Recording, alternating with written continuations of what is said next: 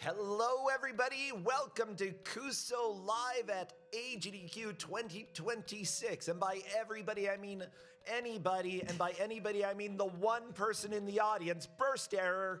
Good to see you here. Yeah, we're applauding for Burst Error rather than Burst Error applauding for us. You know why nobody's here? Last night was Awful Block, and everybody is asleep. Yep. I'm not even kidding you. That is what happened. However, the two people who aren't asleep, besides Burst Error, are Gunstar Heroes and Spirialis in the quarterfinals, battling with Snoopy for Commodore 64. I'm continuing my C64 streak because Dana peer pressured me. With that said, are you two ready to begin?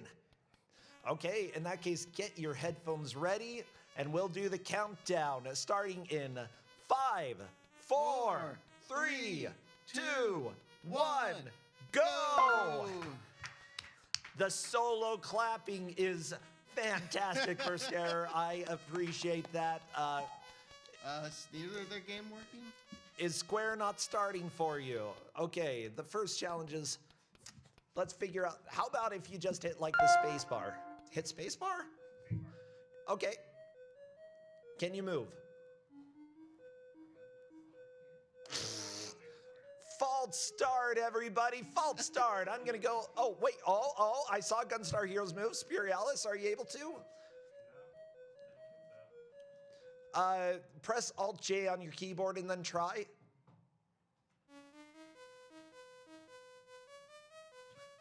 Just push Alt-J once and then try moving on the controller. Do it once more. Okay, well, false start, everybody. We will be right back. This was a fantastic match. Welcome to Kusogrande Live at AGDQ 2026. Give me a second.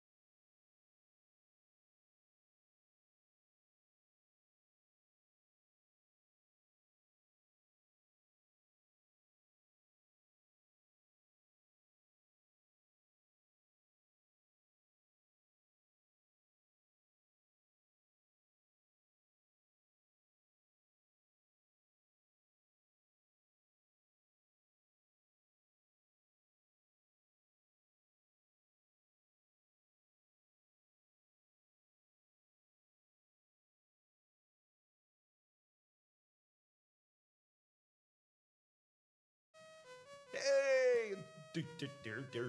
We're ready again. Let's do another countdown for y'all. Let's start in 5, 4, 3, 2, 1, go! Welcome, everybody, to Snoopy for Commodore 64. Both of the players just getting a little bit of a start. Gunstar Heroes on to Jumping Snoopy. So is Spirialis. Oh no, stubbed your toe on a triangle. Hate when that happens. Yeah, thank you for joining, NPC. I know that you have a match coming up later, but considering that you know Snoopy, you made the foolish decision to not take a nap and instead I won't commentate take a with nap. me. It's just going to be after this. Aha. But I have sadly played this game, so I'm in the, perfect position to talk about it. You say you've sadly played this game. How much have you played this? I've at least done 3 loops. Okay, you've done a few loops. So this game, I personally love to set it so that they have infinite lives. Technically, it's not made to play that way, but because of people who years later wanted to actually get through the entire game, they basically modified the game so that you could enable infinite lives. Uh-oh, Beware, there's skulls. Snoopy. Snoopy Beware, and the Snoopy. skulls, beware. Ooh, scary. Yeah, otherwise you would only have 3 lives in order to get through the game. The thing is, this game technically can go on forever. Technically. Yes, I say technically because we might find out what happens. after they have completed the first 10 or the first 20 levels, then we will start seeing some changes here. Okay, Spirialis What'd stubbing you do? the nose. What? How did they die going up the elevator? Spirialis touched his nose against the wall, and that was collision. If you collide with anything that is not the floor, you die. Essentially, if it's a foreground element, you're not going to die. Gunstar Heroes going that. partially up the elevator, but unfortunately taking a death. Both of them died on the elevator. Most people die on the elevator at least the first time. Okay, Spirialis getting the good first laser jump.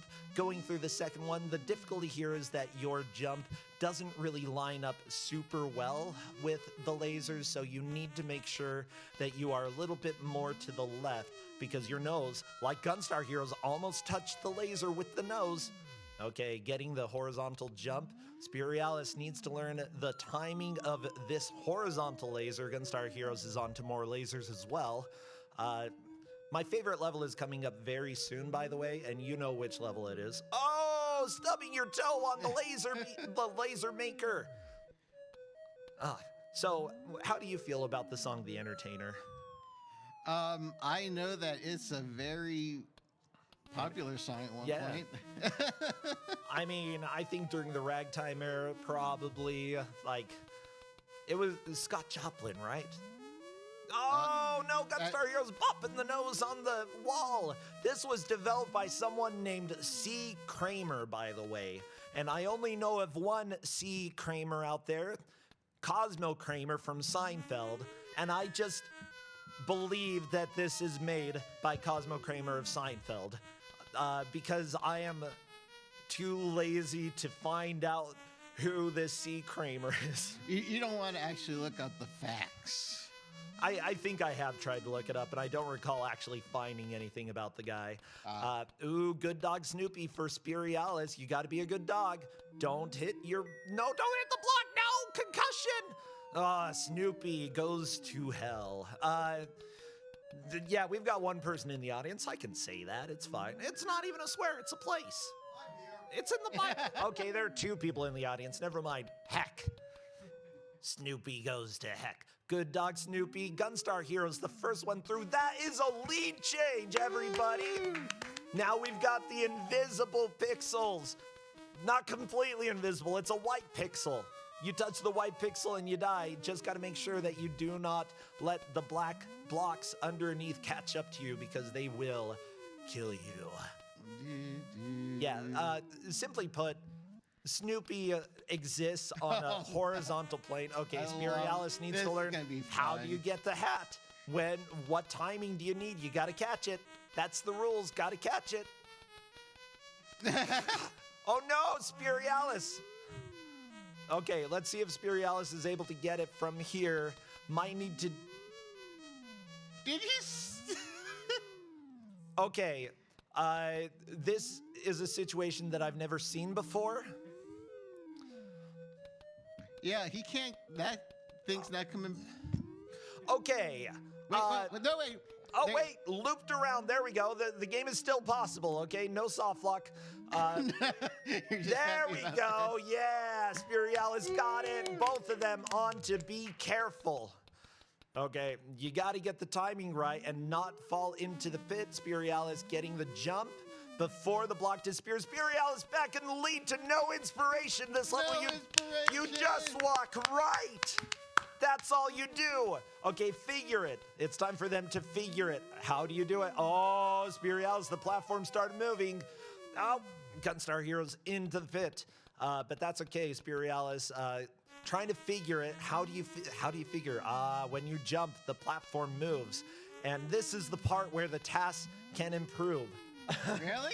Yes, because on your first jump, you can actually jump horizontally and move the platform and land on top of it, and the task instead jumps straight up at the very beginning, and because of that, loses a little bit of time. So all you taskers out there, there's an improvable task if you want to go improve the Snoopy 9-loop taps. Oh boy. Yeah, it gets really exciting.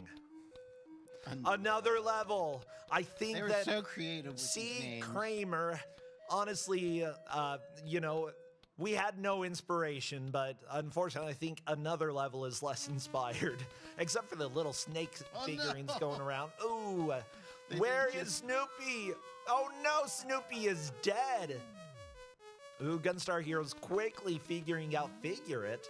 Spirialis getting the jump across the pit while being invisible, and here's Snoopy at night. We are almost done with loop number 1. I hope you are all excited for audio. Okay, look out, Snoopy. Here we go, Snoopy just boogieing. You're going to see Spirialis making some pretty quick progress now, but you all don't know the horrors that await our players. Actually, you might have a little bit of an idea, but we'll go ahead and just sort of let the game speak for itself as it progresses. Gunstar Heroes moving on to another level. Yeah, you cannot make the first loop. You gotta wait for the first snake. Spirialis getting past the skulls. I imagine it's the skulls of all the dead Snoopies. That's just, like, where else did they come from? Yeah. Up you go, Snoopy. Spirialis getting the horizontal jump, the arrows on the bottom, letting you do a faster jump there. Don't worry. I used to speedrun 9 loops. It's honestly one of the hardest speedruns I've ever done. And yeah, we'll get to why in a little bit. Ooh, Gunstar Heroes is on loop 2 as well. So good. Just gonna jot down, we've got 2 and 2. Spirialis already on level 11. Like, loop 2 feels like the right starting speed, honestly. Loop 1 is pretty slow, but what can you say? It's a game made for kids. You know, most kids are probably gonna get game over before they even get to know inspiration. Ooh, Gunstar Heroes getting greedy, but unfortunately, as far as you can walk is the second gap right there before doing a jump like that and then continuing on. Here come the skulls. Oh, beware, Snoopy. That is the fate that awaits you, that awaits all of us. Ooh, Gunstar Heroes, it's possible, Snoopy. It's possible. But it's invisible for Spirialis, and Spirialis still managing to get the jumps over the invisible pixels. Time to catch the hat. Catch it. You've got your ears. Yeah, once you know about catch it, it's easy to do as long as you remember that the level's coming ahead of time. Yeah, like there is a way to basically buffer input so that you can do it flawlessly. Now, with that said, of course, most of the levels are actually fair, maybe a little bit easier on this speed. But of course, we've got Spirialis on Figure It. We're almost to level 20 again. Gunstar Heroes bonking up against the wall. We've got a lot of time left in this match. Yeah, there's going to be plenty of roadblocks along the way. Now, I do think it's possible for us to see a clear of 9 loops. I believe that we've had it in matches before, but at the same time, you never really know because here we go. Okay, Spirialis on to loop 3. Yeah, fantastic job for Spirialis. Great progress here. Gunstar Heroes is making good progress as well. Okay, and we're getting a beautiful version of this song. It's only going to get more beautifuler. More beautifuler? Oh yes. My gosh. Yeah, we need sleep. Okay, Gunstar Heroes passed the first laser. The third laser in this area is the fastest and the one that you definitely need to worry about the most. Spirialis moved the platform up a little bit. Gotta sort of adjust a little bit, wiggle left and right until you're in the exact right spot for the platform to go up. Okay, across the pit there. Yeah, while it looks like Gunstar Heroes is falling behind, that's just because Loop 3 moves a lot faster, and we're gonna start seeing Gunstar Heroes catch up because there will be a wall in difficulty for Spirialis coming up in a little bit. I believe Loop 4 is when Spirialis is really gonna start slowing down. And if they don't, then geez. Then really congratulate. Well, okay, then Loop 5 will do it. And if it's not Loop 5, then trust me, Loop 6 will do it. And right around there is where the nightmares really come to life. That's where you get all the skulls for level, 3? Oh, go. Gunstar Heroes stubbing the toe. Luckily, death is a lot faster in this specific loop here. Every loop that you go through, death is a lot faster. No inspiration for Spirialis. You don't need it. You can figure it. You can do it, Snoopy. You're a good dog. I've got faith. You don't even need the little bird. Woodstock. Woodstock, yeah. That's his name. Charlie Brown, whatever. He's overrated. There we go. Spirialis through another loop. Moving on to loop 4. So now it's getting much faster, and each time we keep going, it's going to get more faster and uncontrollable. Yeah, do you like the music? The fact that the music gets faster every feels like a modern age. Oh, Spirialis getting the jump into the middle gap. If you get the jump in the middle gap, you can just hold right after that. Unless you accidentally stop moving a little bit. Oh, Spirialis is just trying to figure out what is the best way to get through this consistently, because it is a little bit rough. Beware Snoopy, not a hard level, but we're starting to get to the point where figuring out how to make these jumps consistently and not move too much is really the difficulty here. Gunstar Heroes, though, making it pretty far into Loop 2. We're going to see Loop 3 in a little bit. Spirialis, unfortunately, a little too close to the laser. Got to back up a bit. There we go. And this last laser is the nightmare that is going to make it very, very difficult to actually clear all of the loops here. Okay, Spirialis just... It's easy. Oh, yep. It was easy. Yep, Good dog, Snoopy. Very nice timing there. Gunstar Heroes is on to Loop 3. Fantastic job. Time to really boogie. Spirialis going for the catch. Can you catch it? Can you catch it? It's right there. Yeah. Be careful. Uh-oh. There we go. Okay, Spirialis has learned hold right and just jump at the last chance that you can. And that will be precisely what you need. Spirialis doing 6 jumps. Unfortunately, it's very difficult to control how far you walk at this point. And because of that, even if it looks like you have plenty of ground to walk across, it's kind of a nightmare. Okay, here we go. Spirialis just trying to figure out where you are in that invisible nature there. Okay, moving on to round 5. Very, very nice. Gunstar Heroes already almost halfway through Loop 3. But yeah, you can see how Spirialis is now dealing with the speed of... I just love hearing the entertainer at this point because it sounds almost nothing. It's so good. This is the entertainer, yes. Okay, and apparently our audience is entertained as they start coming in here. Yeah, this lava level starts getting very difficult because you have to sort of visually time where you need to stand. Of course, we're not even at the highest speed. We are currently on Loop 5 for Spirialis. Gunstar Heroes on Loop 3, so Spirialis definitely has the lead. But again, because of the jump delay, because of how... how difficult it is, what you need to do is start thinking of levels differently. If you just keep playing the same way that you have always played, you are not going to get through them. You need to adjust to this increase in difficulty. And now we're to lasers. now the truth. Everybody enjoy Purgatory, because we could be here for a little while. Yeah, this is where it begins to be I'm going to be here a long time because of that last laser. Yeah, you'd like doing speed runs of this game. Let me tell you, this level is the bane of my existence. But very nice. Now the second laser.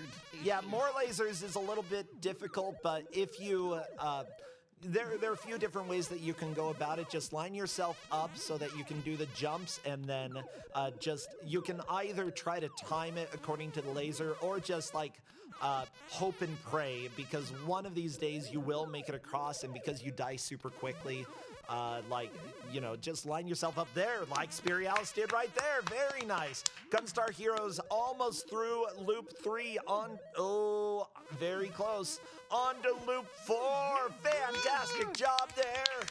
Okay, Spirialis, catch it. It's there. Oh, there we Nice. go. Now that level can be difficult, but luckily Spirialis got through it.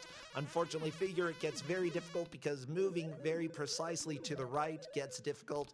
Luckily, snake level not too difficult. Where's Snoopy? Snoopy is dead.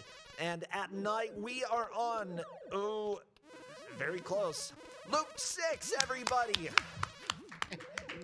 Now nothing is taken for granted, as even just walking is impossible. Yep. Here, there's certain levels that you can hold right and jump and get through just fine, but that one you have to jump a couple times and then take a small break and then jump again. Gunstar Heroes getting through lasers. We've got more lasers on loop 4. Gunstar Heroes is 2 loops behind, but it still is anybody's game because, learning how to deal with this incredible speed gets very difficult. I hope everybody on YouTube enjoys this music. It is an absolute classic, a banger. Just, you're not used to a banger quite this fast. Okay, Gunstar Heroes getting through the more lasers. It's easy. I know it's easy.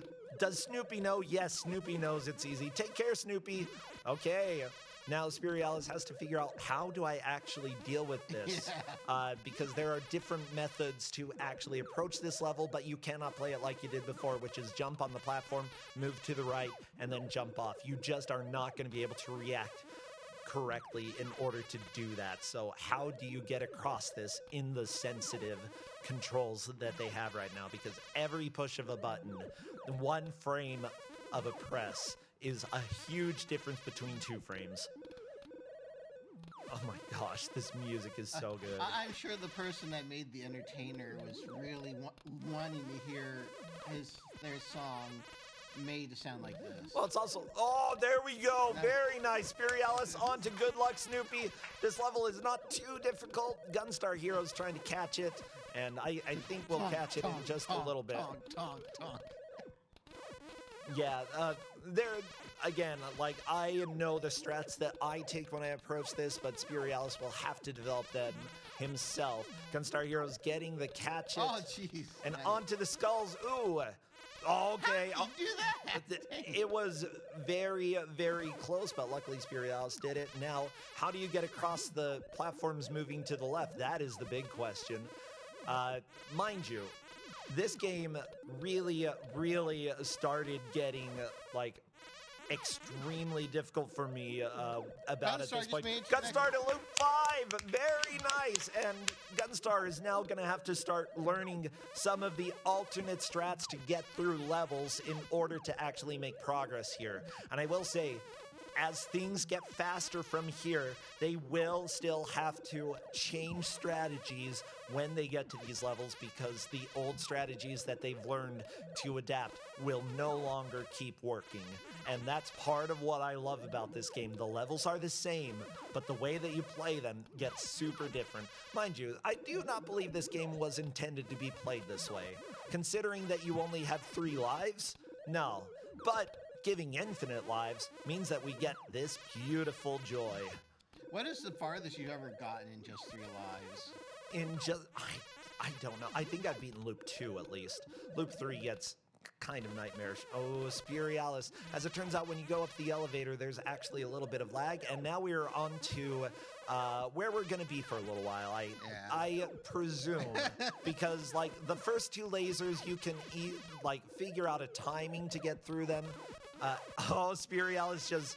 Yeah, I can see the frustration setting in right now. I love to see the intense concentration. I think I got a migraine the first time I played this game because of how much I had to pay attention. Maybe it was the music.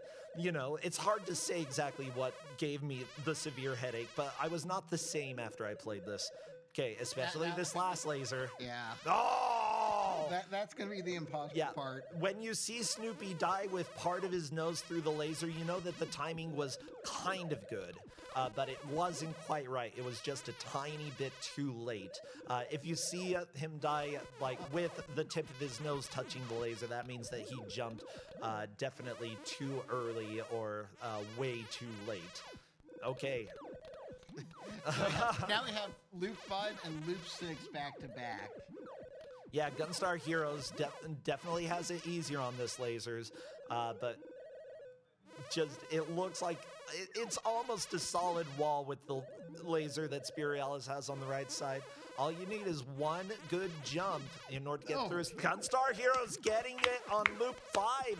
And I think Gunstar Heroes is really catching up. He was 2 full loops behind, but at this point, less than 1 loop behind. So, like, we are going to have a match very, very soon.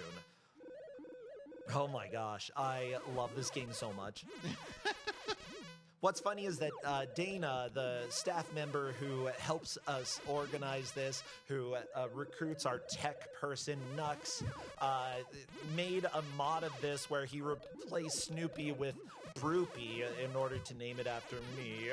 I didn't use that version because, hey, I'm not that self-conceited, right? Maybe Maybe a little bit. Okay. It's invisible. Gunstar Heroes is through and caught it. Very nice. Got to be careful. Oh, not careful enough. Yeah.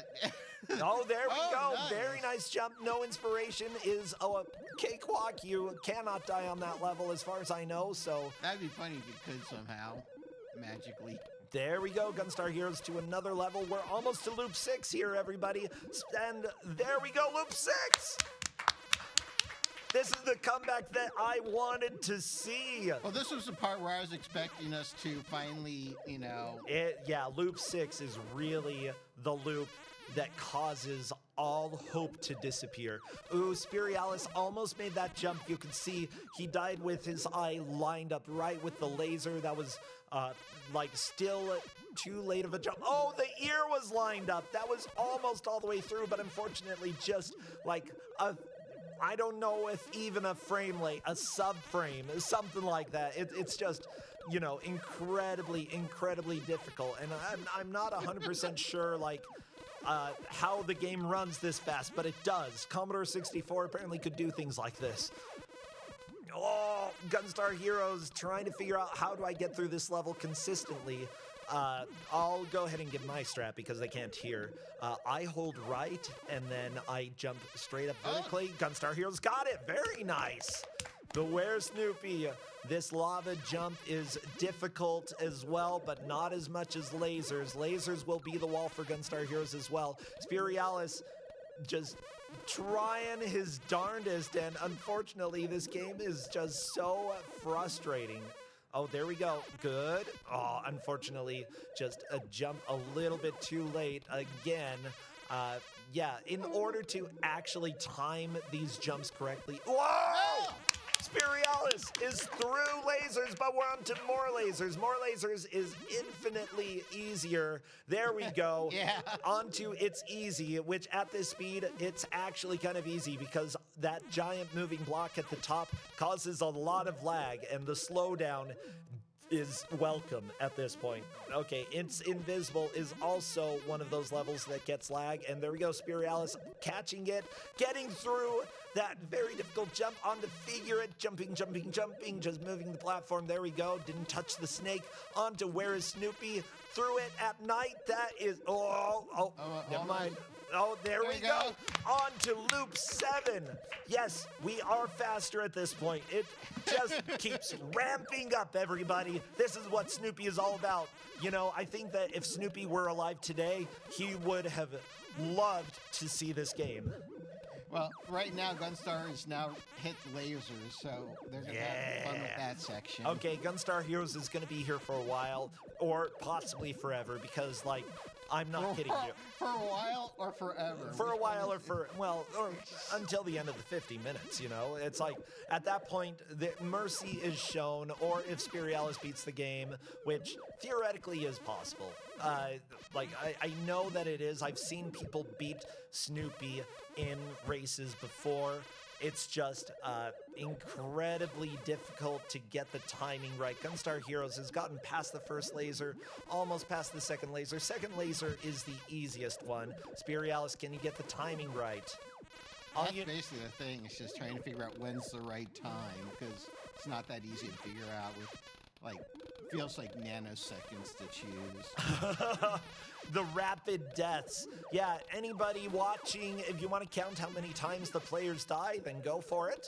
I know it's in the hundreds. I was about to say, I'll donate a penny towards You'll- your death. I actually have submitted to GDQ before and said, like, I would be willing to donate a penny per death, and then they didn't accept it. So I wonder why.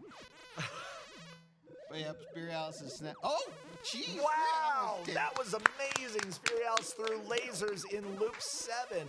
That was too quick. I'm upset. I'm not, because don't worry, we've got loop 8 and loop 9. Like, Bro. yeah, don't worry. The nightmare is still there. It's just Spirialis got extremely good timing.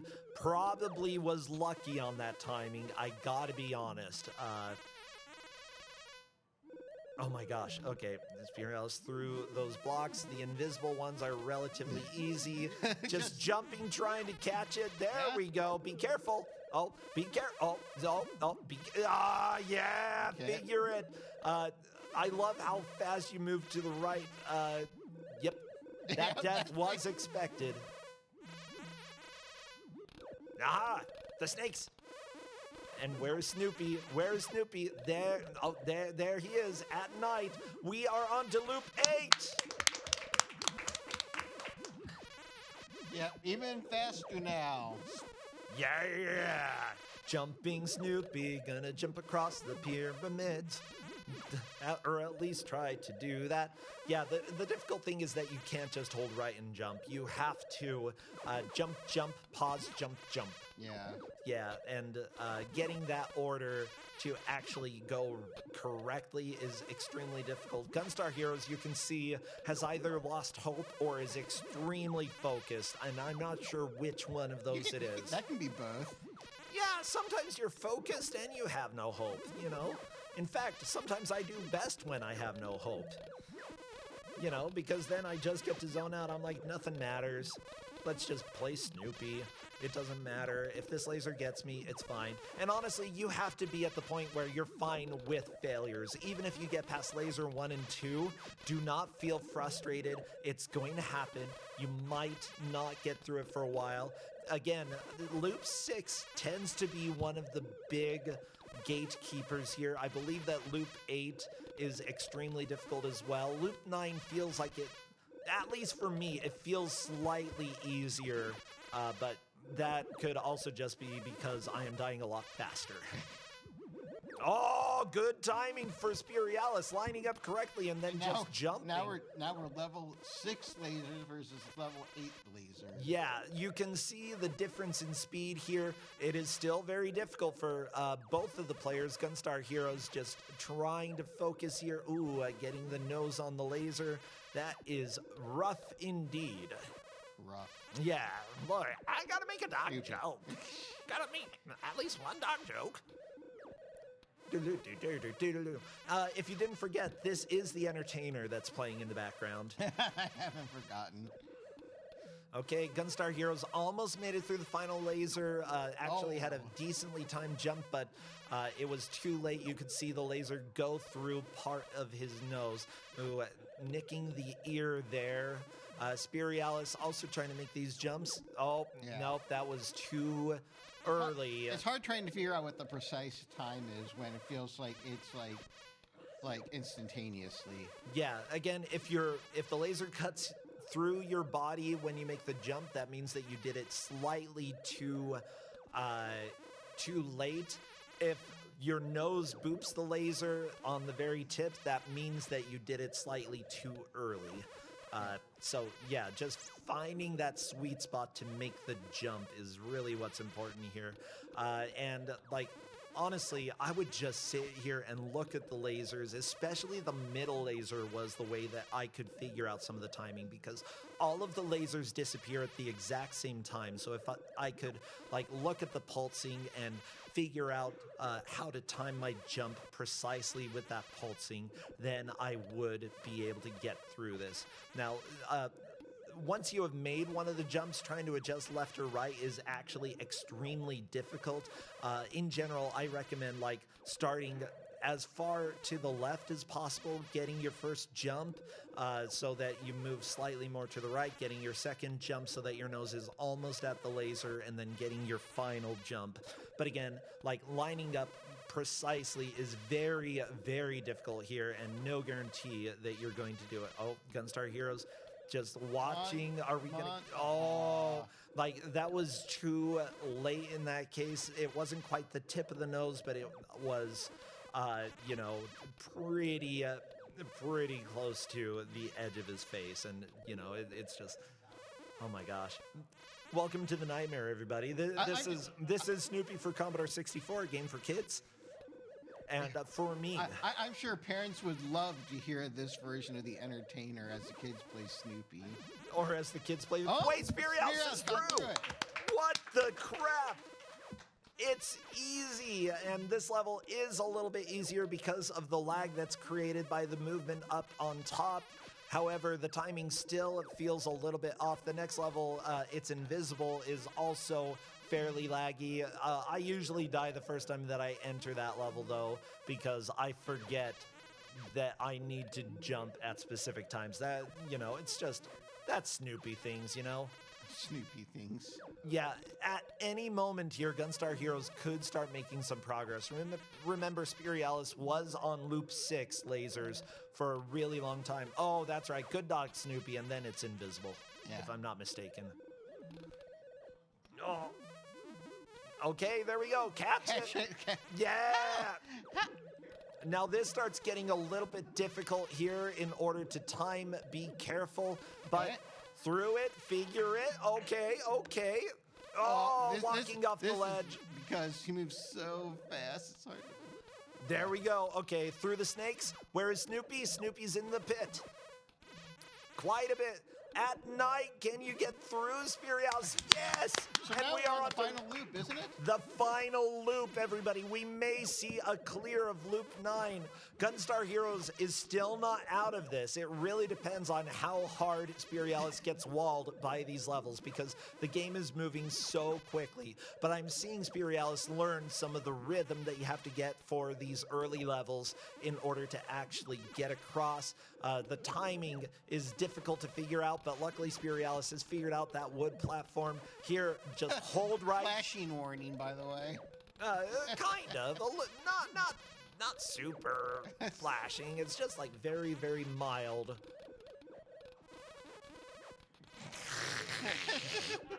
It's...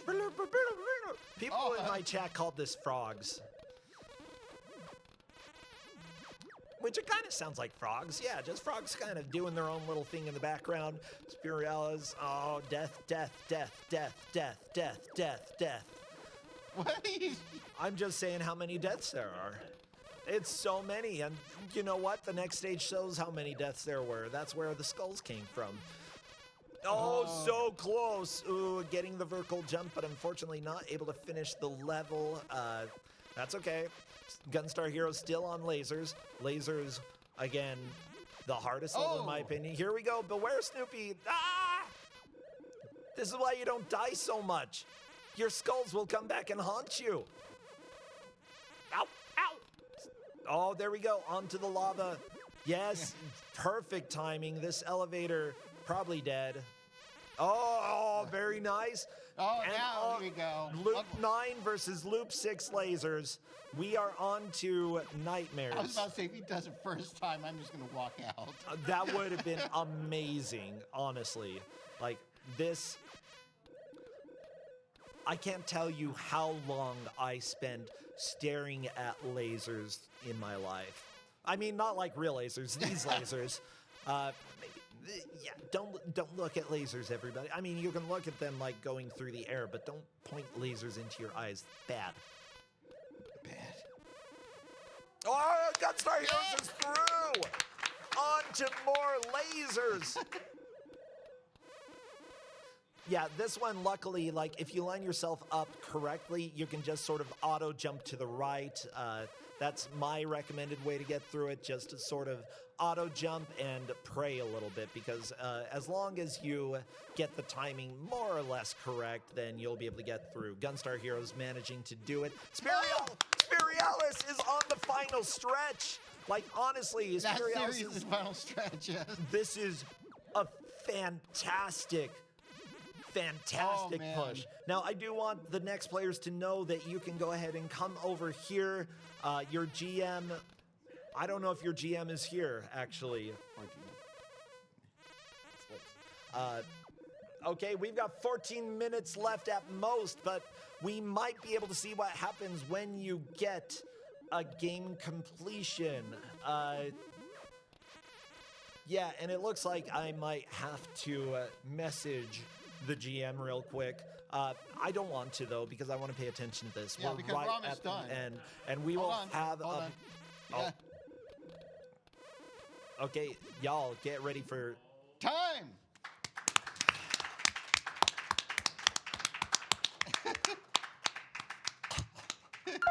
Holy crap. Yeah, That was a great push through the game. The smile on Spirialis's face says it all. But wait, I want to listen, because you're gonna start hearing stuff.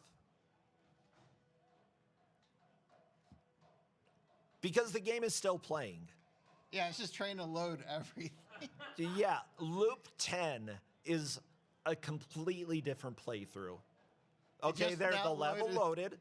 Do we hear any sound? I recommend, Spirialis, if you can jump at some point, go ahead and jump.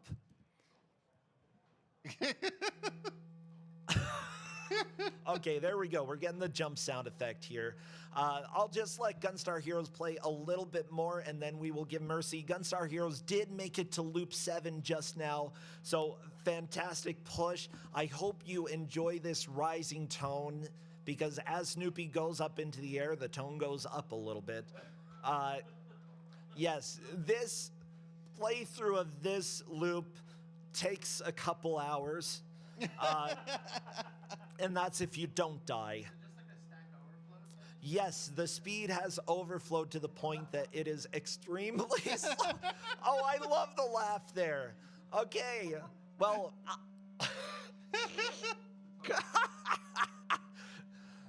This game is a masterpiece. Honestly, C. Kramer, this is the best work ever.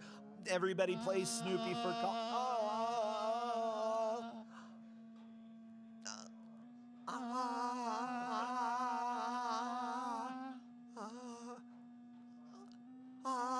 Okay, let's go ahead and say good job, Gunstar Heroes.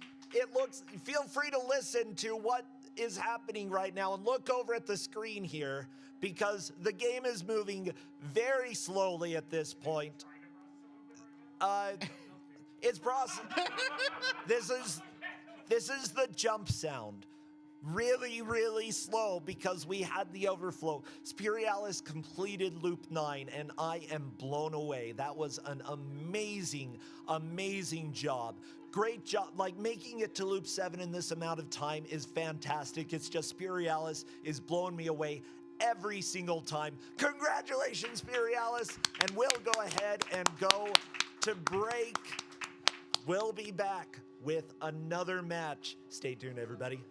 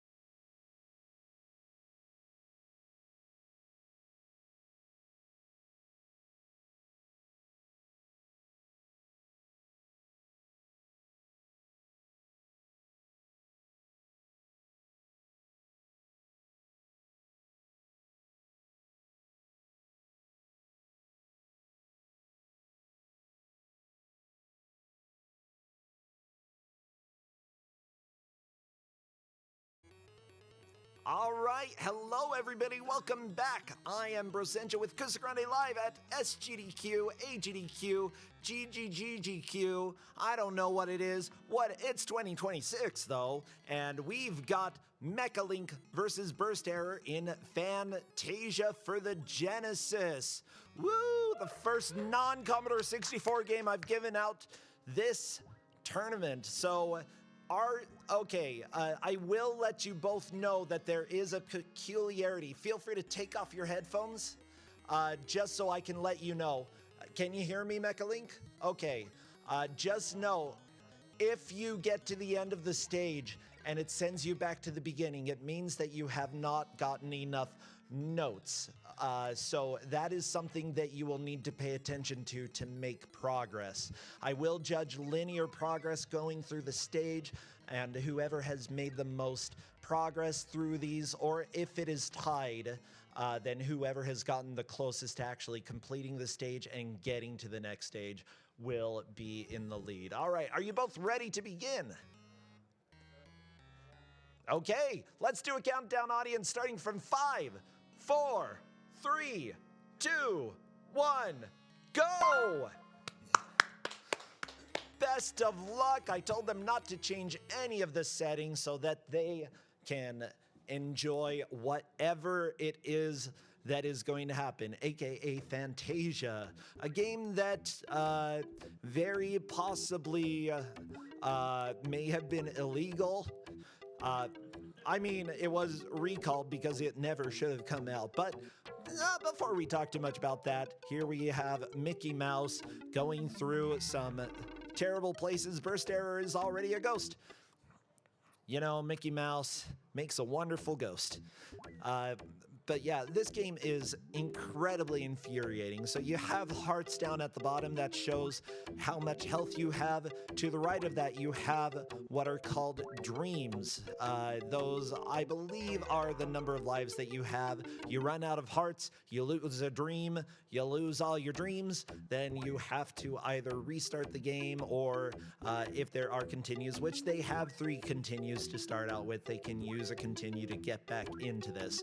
So obviously, this follows the story of Fantasia, aka there is no story to this game.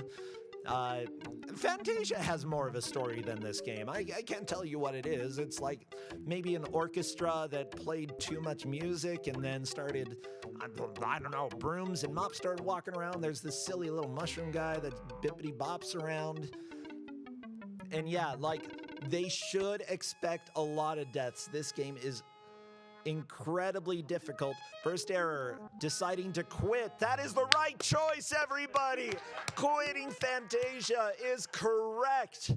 Okay, unfortunately for this match, that is not the right choice. You have to play for the rest of the match, the 50 minutes that we have in store for you. So, thank you all for keeping me entertained and clapping for going to quit. Honestly, if you get a game over on the very first stage, not using a continue is probably the right idea because, yeah, you're not going to a checkpoint. You're just starting at the beginning of the game with one less continue. And if you make progress, then you're not going to have all of your continues when you get some progress. So yeah, as long as it doesn't take too long to go through the intro screens, then it's worth going and quitting. So that's something a little bit of a meta game to keep in mind. You know, is it going to be faster to game over and just go back to the title screen, because some title screens take forever to load, but this one luckily is not that bad. Yeah, so in this case, I do think it's the right decision to just quit rather than continue. Now, both of them are getting through the stage. I told them that when they jump, their primary weapon that they want to use is the butt bounce. It honestly doesn't look like your sprite changes at all when you do it, but if you are in the air and you hold down, then you will bounce off of enemies, dealing damage to them. If you don't hold down, you will look exactly the same, but you will get hurt and very potentially die. That's one of the critical things about this game. I decided to be nice and tell them that so that we could actually possibly see more of the game, because we've seen people play this before, never figuring that out. They're like, how do I actually get through these stages? It's not working. I don't know how I'm supposed to do anything here. You butt bounce. Mickey Mouse has a very bony butt. Anyways, burst error, again quitting, which is the good decision here. Mecha Link starting to make a little bit of progress here. Again, what you really want to do is figure out how can I conserve health that I have. Using spells is a good idea, but unfortunately you have a limited amount of magic. You can collect magic as you go, and that is helpful to keep a run continuing. Okay, Mecha Link, I think, is to the next area. There we go. There is different music here. Mecha Link is luckily no longer having to suffer from this specific song. Unfortunately, this game has a lot of Tchaikovsky, the world's worst composer. Oh yeah, hot takes, baby. I'm here for them. I actually don't hate Tchaikovsky as much as I pretend that I do. But some of these songs I think are just in way too many video games, and they start really getting on my nerves. The more Tchaikovsky there is, the lower the quality of the game. That tends to be the case. That's not universally the case, but let me tell you. I mean, Fantasia had a lot of Tchaikovsky, but Fantasia, the movie, was amazing. So, you know, I'll go ahead and give it a pass, at least in this case. Now, the Genesis renditions of these classic hits may be a little worse. Our tech is already tapping along to the music. This is a bad sign of things to come. Mecha Link trying to make these jumps. Luckily, water doesn't kill Mickey Mouse. Mice can swim, but it still hurts. Okay, burst error is through the first area onto the next area. Okay, Mecha Link bouncing across the alligators and unfortunately right into the water, taking a death. Burst error, killing some mushrooms and just essentially taking names. Oh no, the mushroom killed him! One unfortunate thing about this is that a lot of the times, like, the mushrooms will deal damage, and your hitbox is a little strangely sized. It didn't even look like the mushroom got close to burst error, and it hurt and killed him. So, like, learning where your hitbox is in order to gauge how close you can get to enemies before you actually need to be hurting them, that's a very important thing for the players here to learn. Now, of course, what's funny is that one of our players here who played Snoopy during the last match, Gunstar Heroes, said if it were right now, he would rather play Fantasia, but any other time, he would rather play Snoopy, because this game is a miserable experience. It is incredibly difficult, but not in enjoyable ways. You know, Celeste, difficult, but fair. Because you know what? You die, you go right back to the same screen or the same area that you were on, and you can go through and get, you know, each screen takes like 5 seconds and deaths are not that punishing. Even if the game feels punishing, you can jump right back into it. Super Meat Boy, same thing. Very difficult, but you can jump right back into that. This game, incredibly difficult and incredibly punishing. I would say, don't you dare talk about Dark Souls, okay? The Dark Souls of Disney games, Yeah, I would say that unlike Dark Souls, what stupid joke can I make? I don't know, like I don't like the mushrooms in this one. I don't know. The music isn't as good. Does this make it the Poison Swamp? The whole game is the Poison Swamp, okay? Except for whatever village is in Dark Souls 1. You know that one village. Yeah. Yeah, the one in the cave. the one where everything poisons you. Well, okay, it's just different poison, you know? Okay, the Pelicans trying to kill Mickey Mouse there. Looks like there's a fairy. Is Mecha Link gonna go for it? No, but goes into the chest, which may or may not be a trap. Oh, yeah, I believe that it just took Mecha Link further back into the stage. So, unfortunately, Mecha Link gonna have to work his way forward. Again, the fairy does do something special, and if we manage to hear the music inside the fairy area, you will very much enjoy it. It's a little bit of a trap, but at the same time, it has music notes inside of it, which can be helpful. Now, your score as well as music notes will contribute to whether or not you beat a stage. So actually racking up points will help here, and getting any of the music notes that you are able to find will help. Yeah. Oh, here we go, the good music.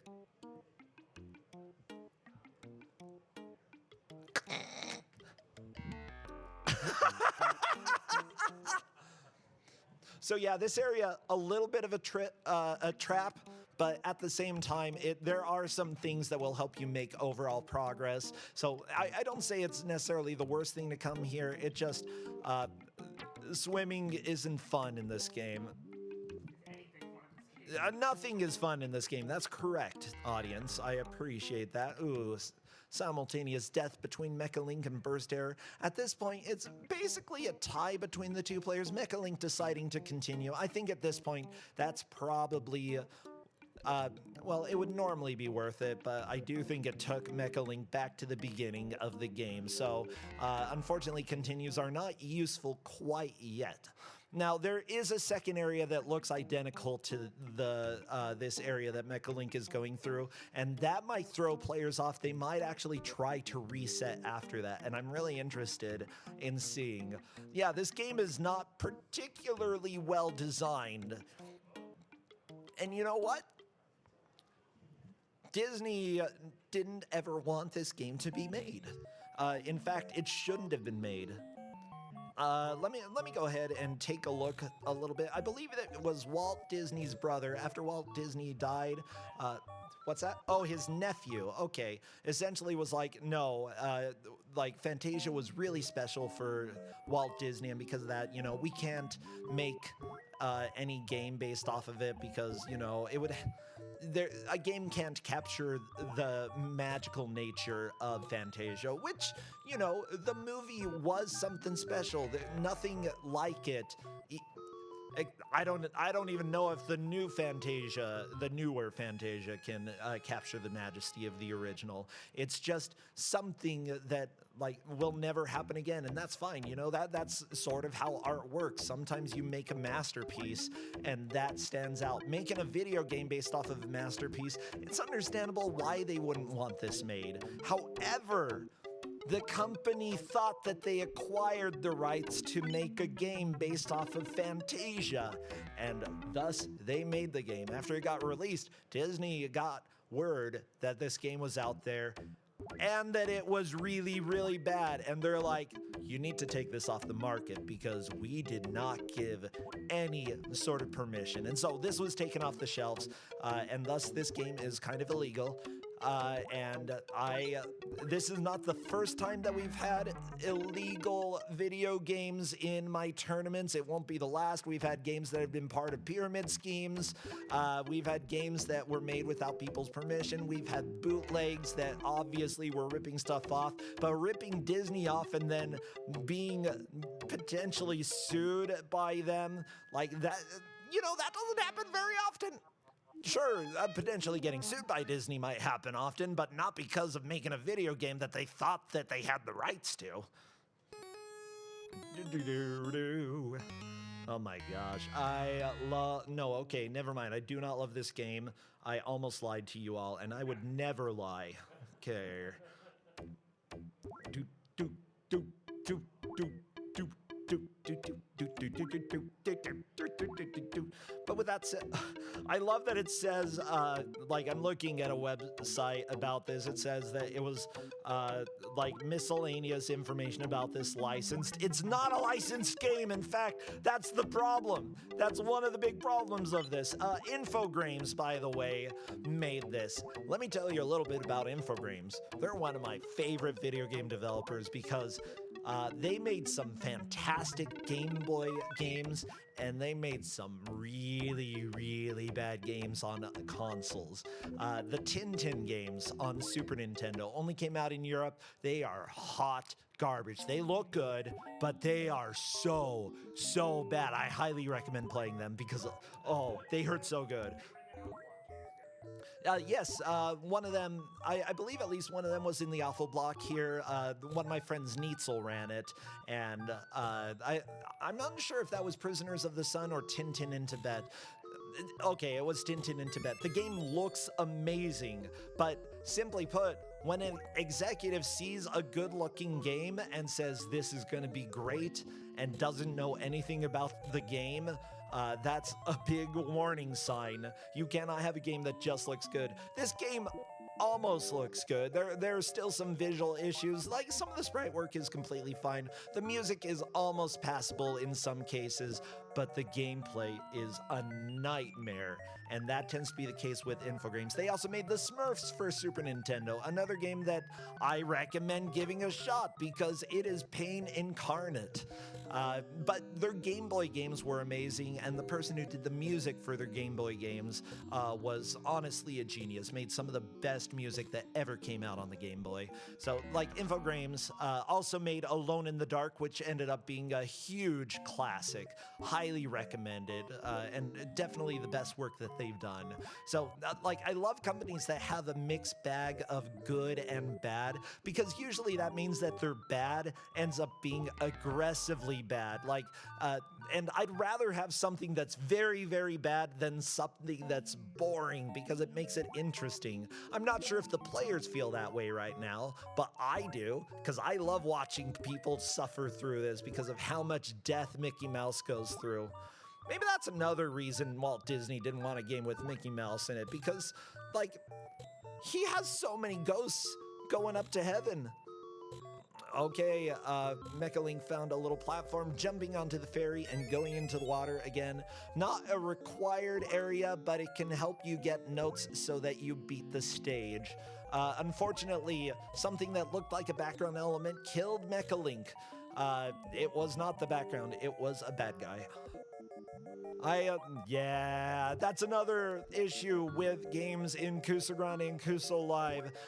Foreground, background, understanding what hurts and what helps is often very difficult. Now, Infogrames, you know, other games that you may know that they worked on, they eventually became Atari, or were acquired by Atari, which is fantastic. But the people who worked specifically on this game, you know, oh no, there's someone credited as being the Walt Disney producer. Did he know that he wasn't supposed to be? Uh-oh. Well, that's okay. The programmer for this game also worked on some of the Asterix games. The Asterix and Obelisk games, again, only came out in Europe, but they were actually kind of fun. They were based off of a comic in Europe, and I think pretty enjoyable. Not perfect, but enjoyable nonetheless. They made a game. Oh, Draken. Y'all know Draken. Yeah, that's kind of a classic around the bad video game community because of so many weird enemies, mechanics that will just kill you. It's sort of a strange RPG-esque game that is difficult and very strange, but honestly kind of endearing at the same time. So the designer, person, they're credited with conception. And I don't want to be credited with conception for anything. I gotta be honest, I'm married to a guy. Okay, but yeah, he conceived Draken, worked on a game called Prohibition. Wow. There are certain things in this guy's history. One of the other people who worked on programming.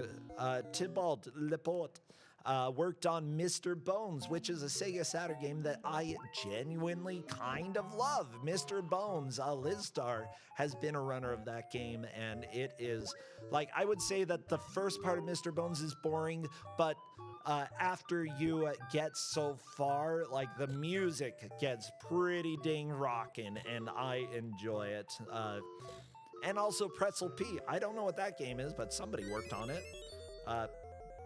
As for the music here, the person who did the music for this game also worked on music for, Jack in the Dark for DOS, SimCity on the CDTV. That sounds like a fun time.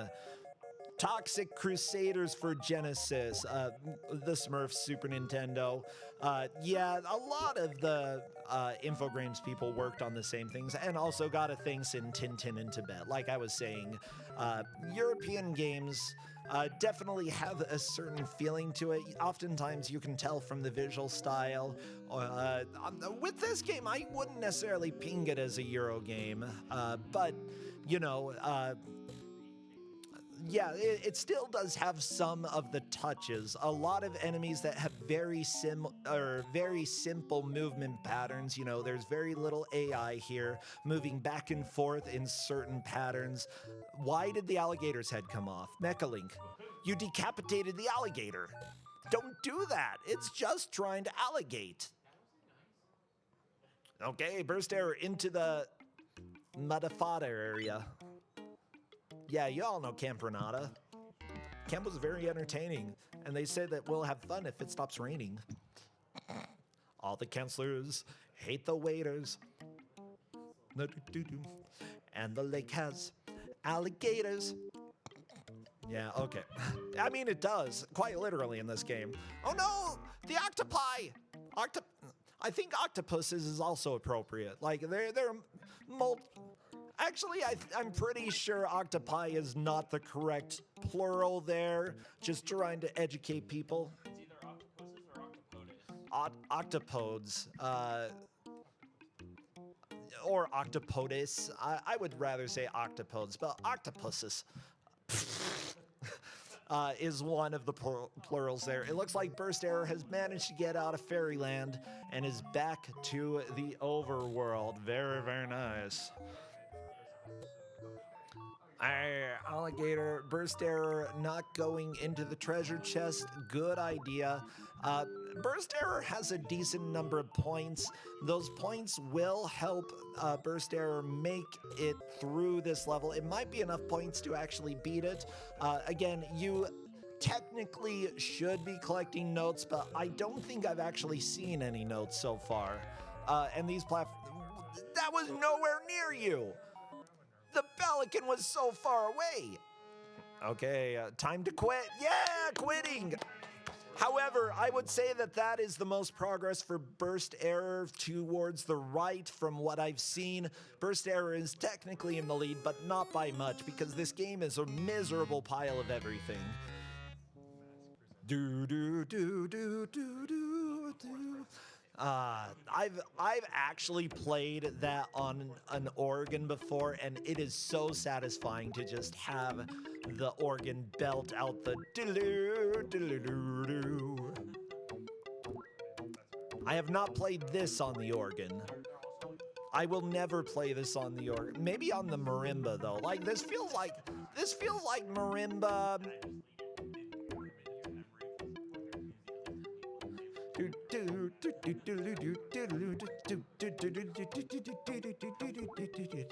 But yeah, as you can tell, I did not have them change difficulty.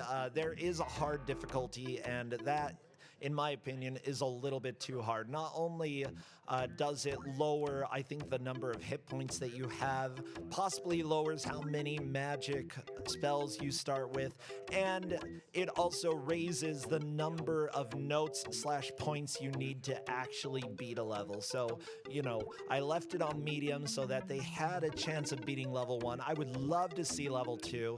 Both players sort of doing equally as well. Burst Error is technically in the lead, but not by a whole lot.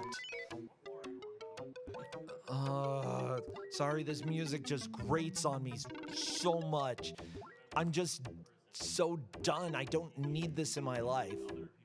I know I gave this game out, but I'm gonna complain about it. I'm allowed to complain about things that I make other people suffer through.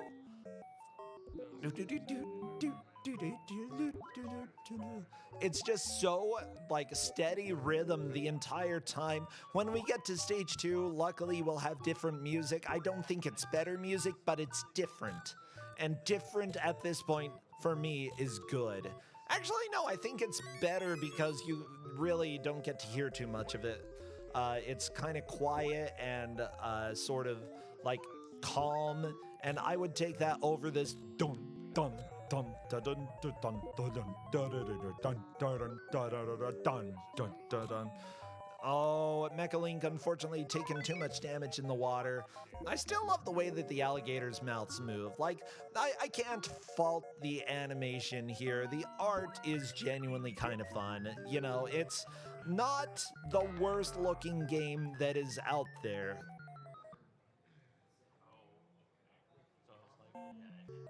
However, I imagine Infogrames lost a lot of money on this game because they were ordered to destroy the remaining copies that were being sold. Yeah, just looking a little bit at the development, let's see, with pressure toward the, I'm reading from Wikipedia, by the way, with pressure toward the holiday shopping rush and from the mid-year release of Sonic the Hedgehog, time to develop the game was tight. It was difficult to replicate the animation and music quality of the film to the 16-bit console. Who could have guessed it's difficult to turn Fantasia into a video game?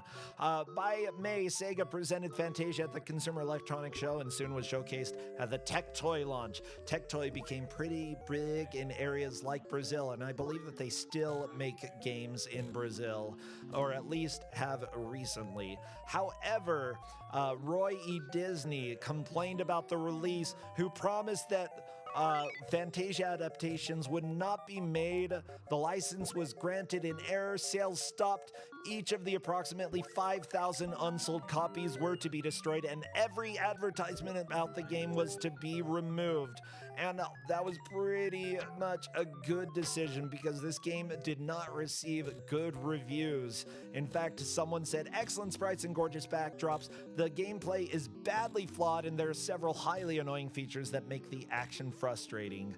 And I completely agree.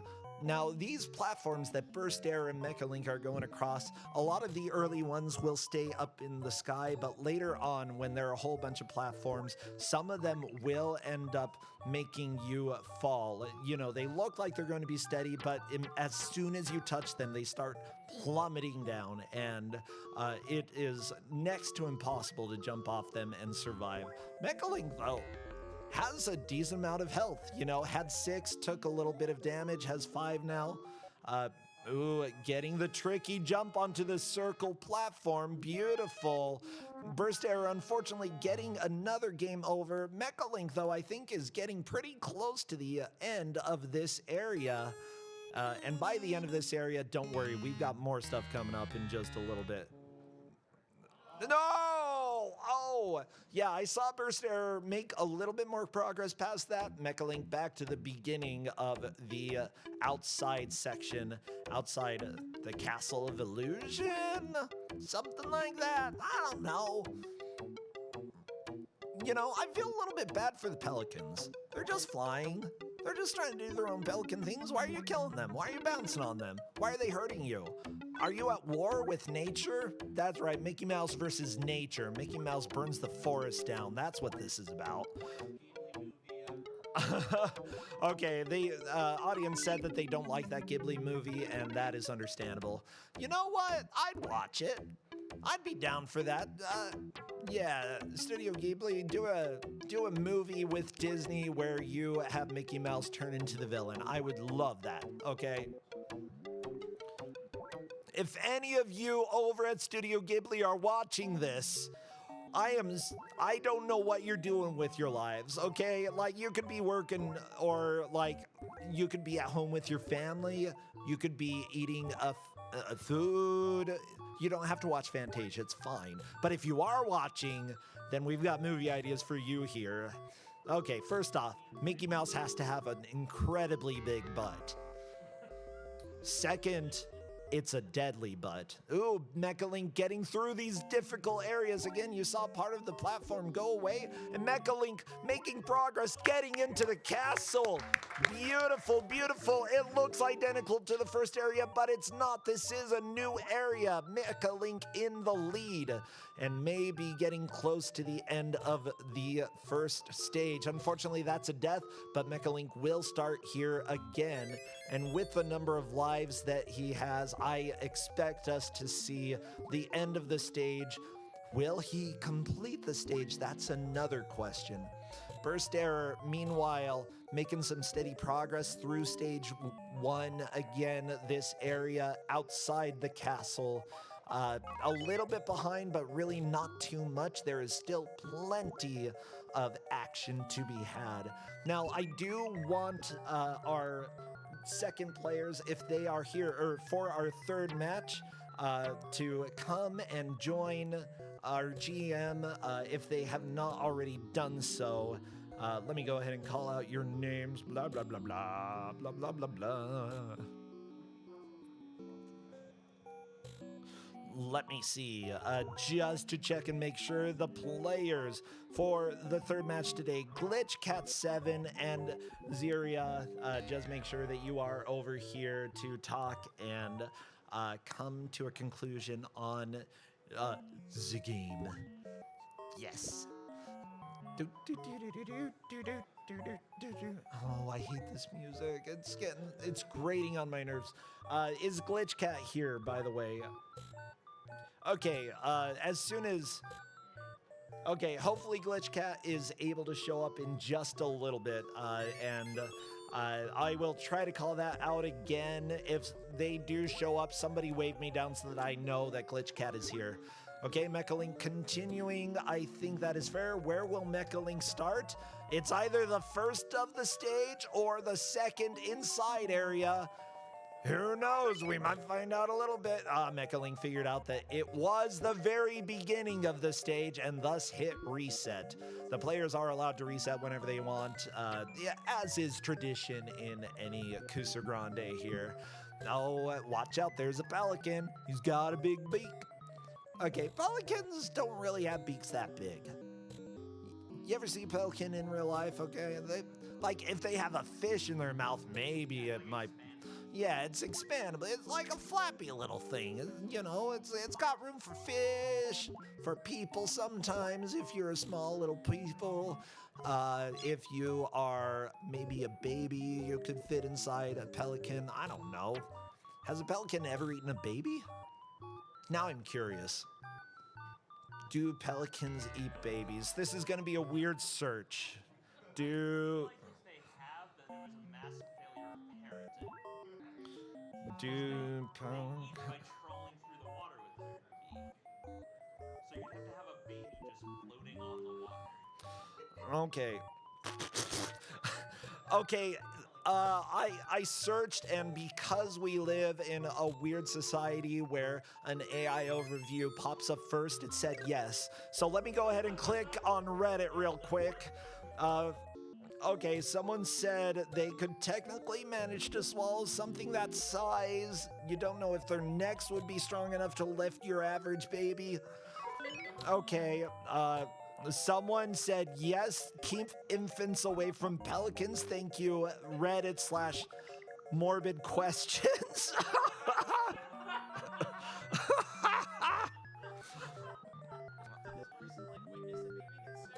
I don't know if they saw a pelican eat a baby, but, you know, someone said that, someone's talking about Roe versus Wade, and I'm a little bit concerned here.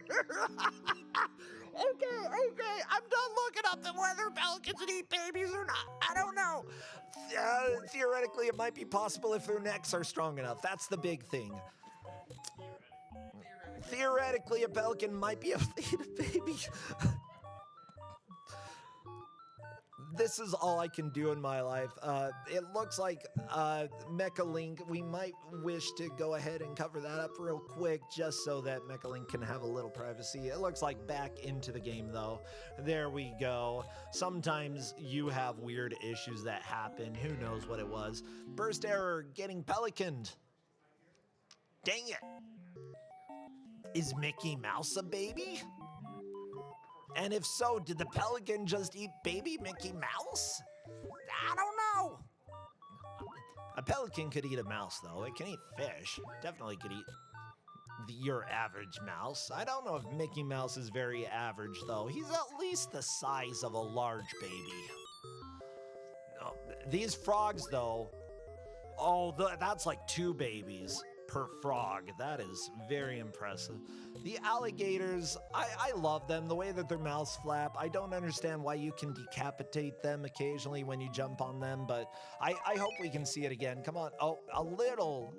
Like, I saw the head slightly pop up. I've gotten like a good, like, full head or 2 between its body and its actual head. Like, you can really make its head float up into the sky if you do things right. I don't know why. Physics in video games are really difficult to program, and they can do some very strange things, especially when you have bouncy stuff like this.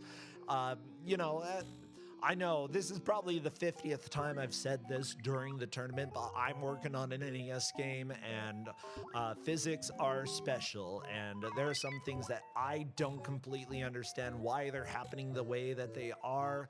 It's partly because working with other people's code and making adjustments to it can make some very weird things happen. You just never know.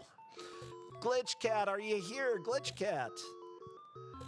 Have you seen Glitch Cat? No, nobody has seen. Okay, I'm gonna send a message here. Beep, boop, beep, boop, beep. Burst error, though, making it into the castle. Very nice. This is progress for Burst error. Now, with 3 whole lives going into this area, there's genuinely a good chance of Burst error making some progress. We'll see what they are able to do. He is just being careful. Unfortunately, the foreground elements that absolutely do not need to be there are making it difficult to see these silly little mushrooms. And unfortunately, Burst error tried to do a butt bounce, but failed to actually bounce off of the mushroom. But making it into this area is a checkpoint. Unfortunately, everything hurts. Everything is pain. Okay. I'm sending a message, waiting for you. Lovely. I didn't say lovely. Okay, that's not what I'm...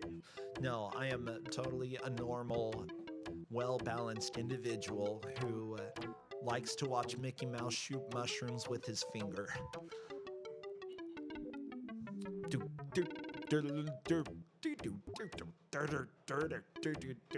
know, I think I'm a little delusional because of Awful Block.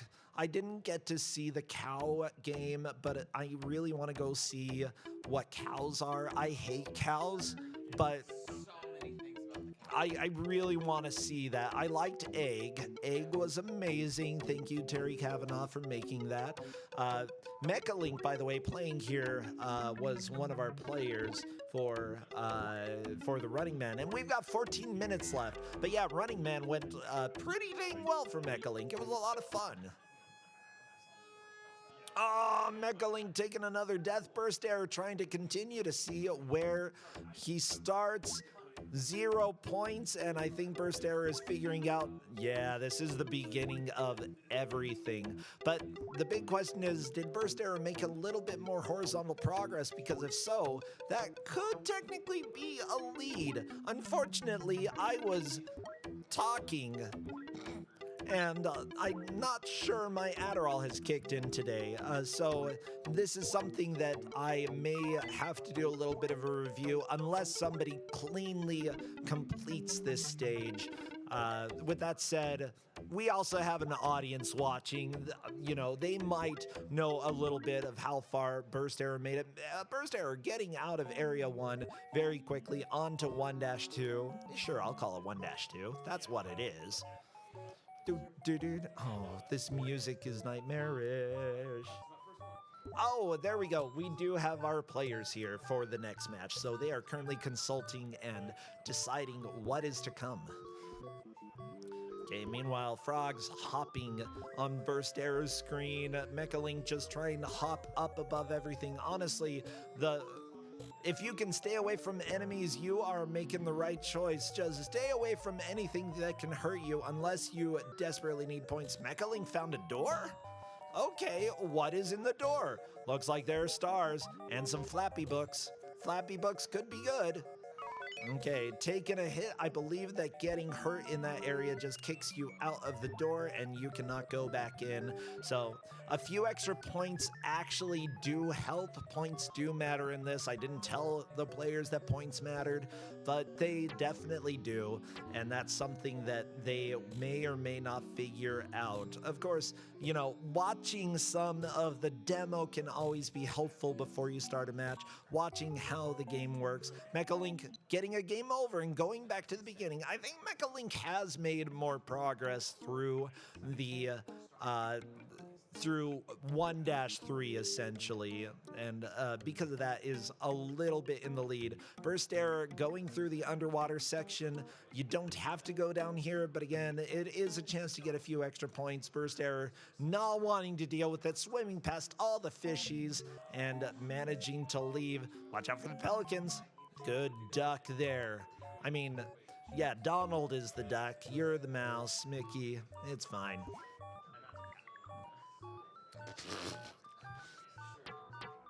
Mechalink going back to the beginning of the game. That is fair. Burst Arrow was nowhere near that freaking mushroom, but it still killed him. Hitboxes are a thing. That's one thing that I have to take into account. If you haven't heard, during the last several days, I'm making a video and hitboxes are a thing. Anyway, blah, blah, blah, blah, blah. Here we go. Burst Error collecting a book and was gonna try to wait for the pelican to leave, but unfortunately the pelican is mapped in sort of a rectangular movement pattern and moved right into Burst Error's way. Unfortunately, touching Mickey Mouse's butt. While Mickey Mouse's butt did kill the pelican, it still did hurt Mickey Mouse as well. Mickey Mouse and the deadly booty. Just, you know, if somebody wants to make a Fantasia the video game fanfic, I've got ideas for you, okay? Oh, the bounces back and forth, and Burst Error unfortunately dying due to the alligators trolling him. He's got one extra life and luckily a checkpoint here, ducking underneath the pelican. Different type of foul, but this whole game is foul. Oh, okay. Ooh, very lovely jump. Just gonna tank a hit on that pelican, and that is probably a good decision. Collecting the star, but at what cost? A little bit of health. Shooting the pelican with some magic. Might as well kill a pelican. Oh, tried to kill the pelican before it got to Mickey, but unfortunately, still got hit there. Okay, can you make it across these sort of trolley platforms? Okay, oh no, the pelican killing Mickey. Burst Error going back to the beginning of the game. I think both players essentially have one more good push to try to make progress. At this point, I feel like Mechalink has made the most progress, both in the second castle area, making it all the way to the door with the bonus area for extra points, and getting the highest number of points. So Mechalink, as far as I'm concerned, appears to be in the lead. And I am happy if anybody wants to dispute it who's watching, because, you know, the help of viewers is very, very good, especially since I can make mistakes. I can make plenty of mistakes. Burst Error not getting past not the first mushroom, the fifth mushroom, not getting past a mushroom. What kind of mushrooms are these anyways? I don't like it. It seems like you'd eat them, but then again, you know, if you don't know what type of mushroom it is, don't eat it. And even if you know what type of mushroom it is, second guess yourself because you might not know what type of mushroom it is and you might just be mistaken. First error grabbing a star, that gave a full health refill. Yeah, paying attention to what heals you and what helps you is very, very important. Mecha Link is in this area with 8 health.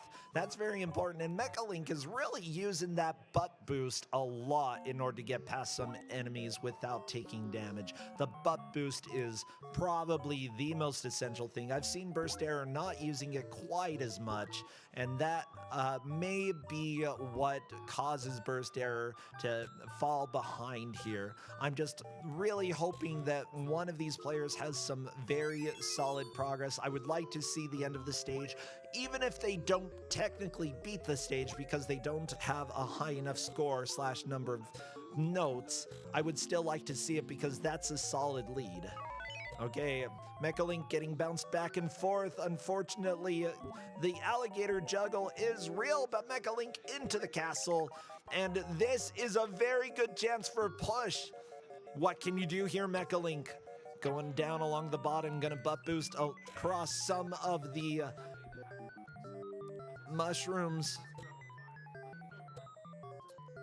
Okay, getting a lot of trills in this music. I think Mecha Link just wants to see, can I find the end of the stage? Can I find the edge, the end of this area? What can I do in order to like have hope again in my life? You know, after playing so much Fantasia, there's really only so much hope left. Mecha Link making it into the bonus area again, collecting the various stars here. If you take damage, you get kicked out, so getting the various stars gives you extra points and gives you a higher chance of actually beating the level. Mecha Link through with 9 health. I think that even if he takes damage from literally everything on his way to the end of the stage, he will be able to reach it. He's taking his time though, shooting enemies whenever possible. I do think each shot takes more than 1 magic point, so, you know, even though he's got 1 point of magic, it's not gonna help here. Okay, Mecha Link getting a blue bubble, and is this the end? Mecha Link going for the star before approaching the door. No, that's a fake door going to the right. Why not have a fake door in this game, everybody? You know, that's just... Oh, this is another door. Is this a real door? That's a real door! This is the end of the stage. Will Mecha Link beat it? Let's see what happens. Yeah, throw those music notes up. Nope. Back into the stage, but Mecha Link still locks in a lead with 72,000 points. 5 minutes left for the players. If Burst Error can get to the end of the stage and get more notes up there on the staff, then that is a lead for Burst Error. That is a game over. However, there is still a chance that Burst Error could get caught back up. Gonna continue with what just hitting continue. It's faster than resetting. When you know you only have 5 minutes left, why not use that continue? Even if it's not technically helpful, just use it. I believe that if Mecha Link gets a game over, that still is locked in notes. You'll probably see the music staff at the top with 3 notes on there, and I believe that they stay if you use a continue. So Mecha Link in a solid lead. Burst Error just needs to avoid some of this damage. Mecha Link has just really gotten used to the butt bounce. Unfortunately, we have not seen the second level because this is Fantasia. This is just how life is. Sometimes, by the way, I do like to occasionally do 2-hour matches because those are fun for me. Because then people just have to deal with the problem of not just suffering for a full hour, you know, getting a full 2 hours of joy. We call those endurance matches, and simply put, you approach them a little differently because you know that you're there for a long haul. You know that you have to like deal with this pain for a little bit longer, and the meta progression is sometimes more important than straight up linear progression. And a game like this, definitely learning the meta progression, even in a short match, is helpful. Mecha Link learning how to avoid damage by dealing damage. As it turns out, the best defense is a good offense, which that phrase means two different things, even if you say it exactly the same way. I love the English language. Everybody, it is weird. Okay, Mecha Link getting through these platforms. Burst error, quitting out, not using the continue. There's not much time left. I don't know if Burst error has a chance, but again, when you're in Kusogrande, when you're in a blind video game tournament, you do not stop. Keep pressing through, because you never know if, oh, decapitated alligator, that's what I love to see. But you never know if you'll manage to find a wrong warp. You'll never know if you find some right warp. You know, you never know what's going to happen in the last few minutes. So I've seen people stumble across weird things that have never happened before. During an Athena race that I gave people because I'm evil, there's one person who managed to get a warp that took them to the end of the stage and instantly killed the boss, and I've never been able to replicate it. And I was just blown away because that gave them the victory during that match. Like, you just never know, because these games are not the best games. They have issues. They may have glitches that work in your favor. Oh, they may also be Fantasia, you know? You just never know. I just need this music to stop. I need this game to stop. Tech, can we stop yet? Tech says no. We have to stay here for another minute. Okay. Just like, I'm sorry, but like the tournament must continue for at least 1 more minute. You did this to yourself. I know I did this to myself. I should have given out another Commodore 64 game. Gotta be honest.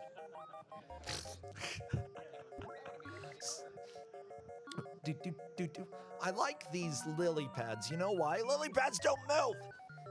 They freaking float there, unless the water's moving, but they don't move back and forth like that. That's weird. Not canonically accurate for plant.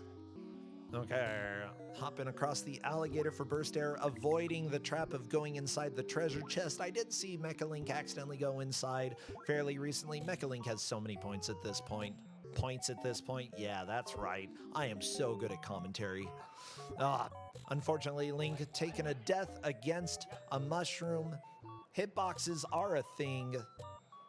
A thing that, unfortunately, is way, way too big for this game. And that is time, everybody! Give it up for the players! And both of you made significant progress through the first stage.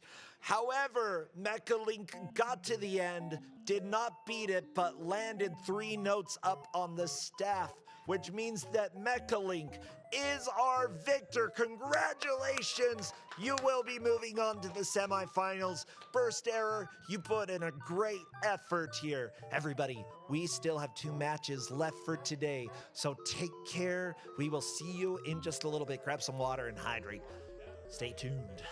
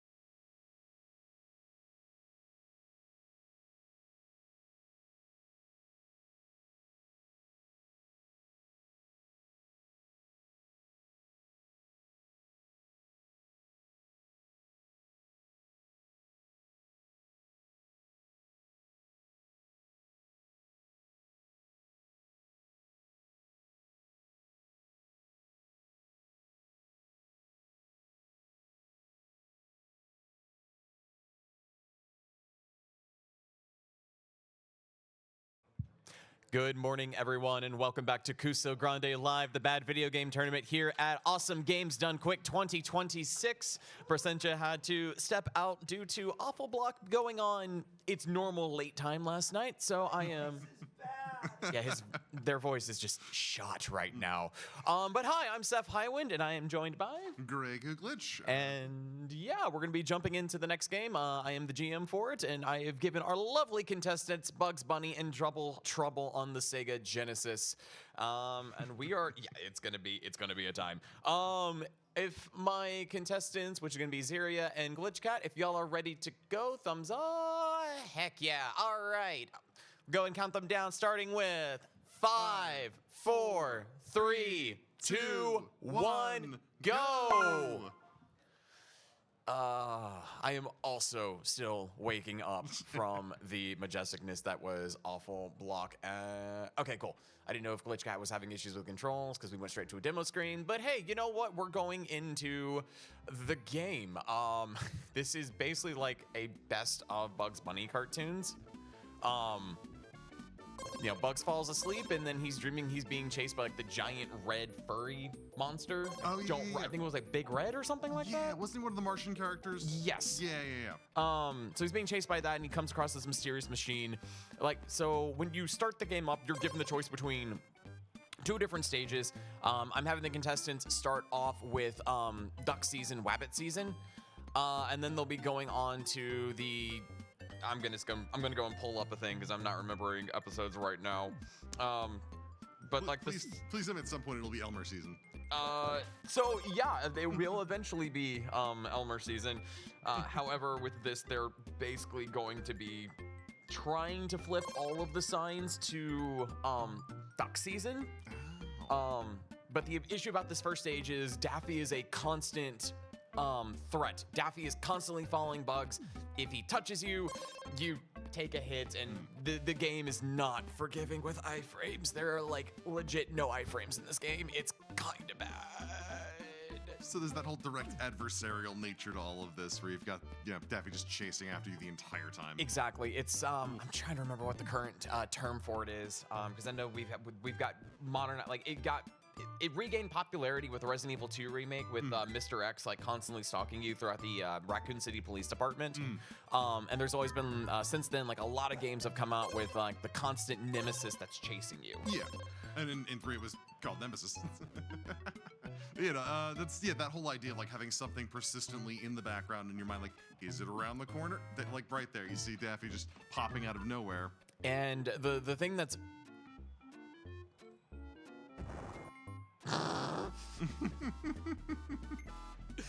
so yeah, if you fill the stage, Elmer Fudd has his gun that fires a flag that says bang, in classic Looney Tunes fashion, and Bugs has a heart attack, and then you lose the stage and need to continue again.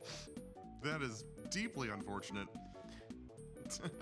Restarting this entire stage seems like it would take a minute, because it looks like it's partially... Is it just about flipping the signs, or is it also timed? No, it is. So it's actually both. It's both. It is both.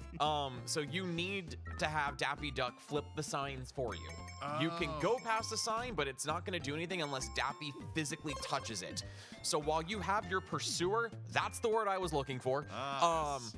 You also need to make sure you have enough distance to ensure that Daffy is locked onto you. Otherwise, he will not flip the signs. Daffy will get lost in the maze, and you cannot progress until Daffy has re-aggroed onto you. Okay, so you have to intentionally bait him places. You have to signs. continuously bait him into places. And on the upper right-hand corner of the screen is your timer. You've got Bugs running away from a shadowy Elmer Fudd. If Elmer Fudd touches Bugs Bunny, it is instant game over right then and there. Dang. That seems unforgiving. It is. it really is. It's great.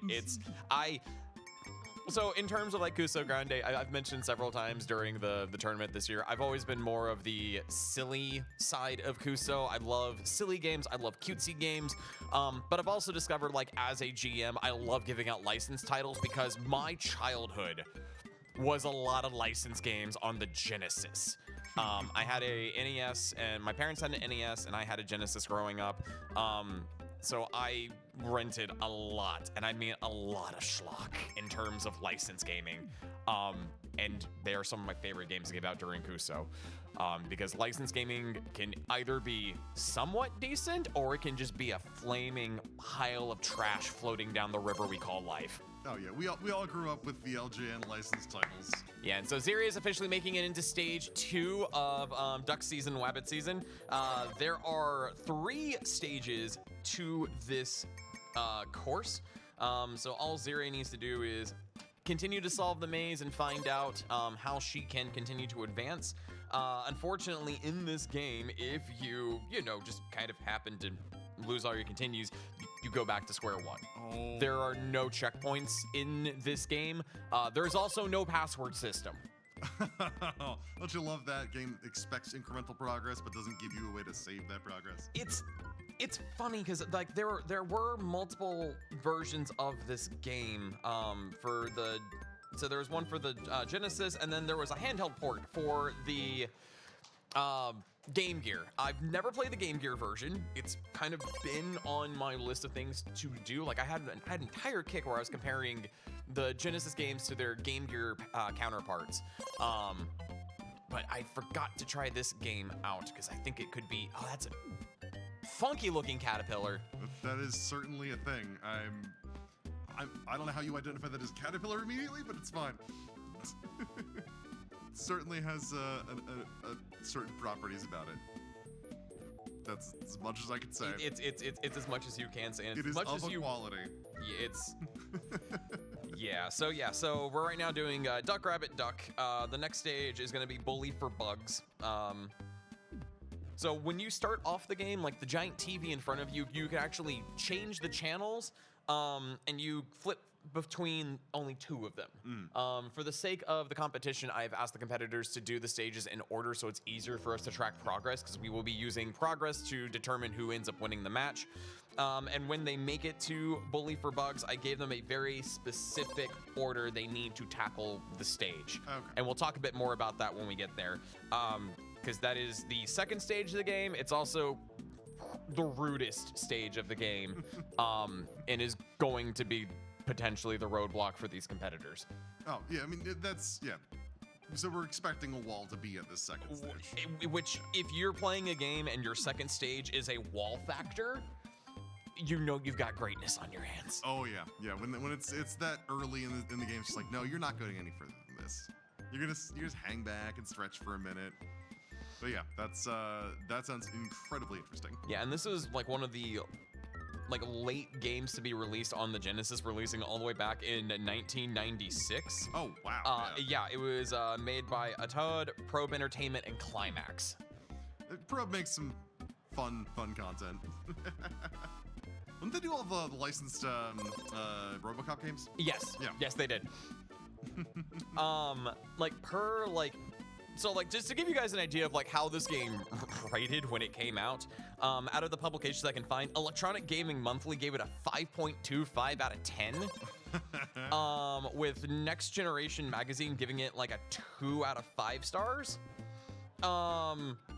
Surprisingly, the only company that really gave it a glowing review was Game Informer, giving it a 7.25 out of 10.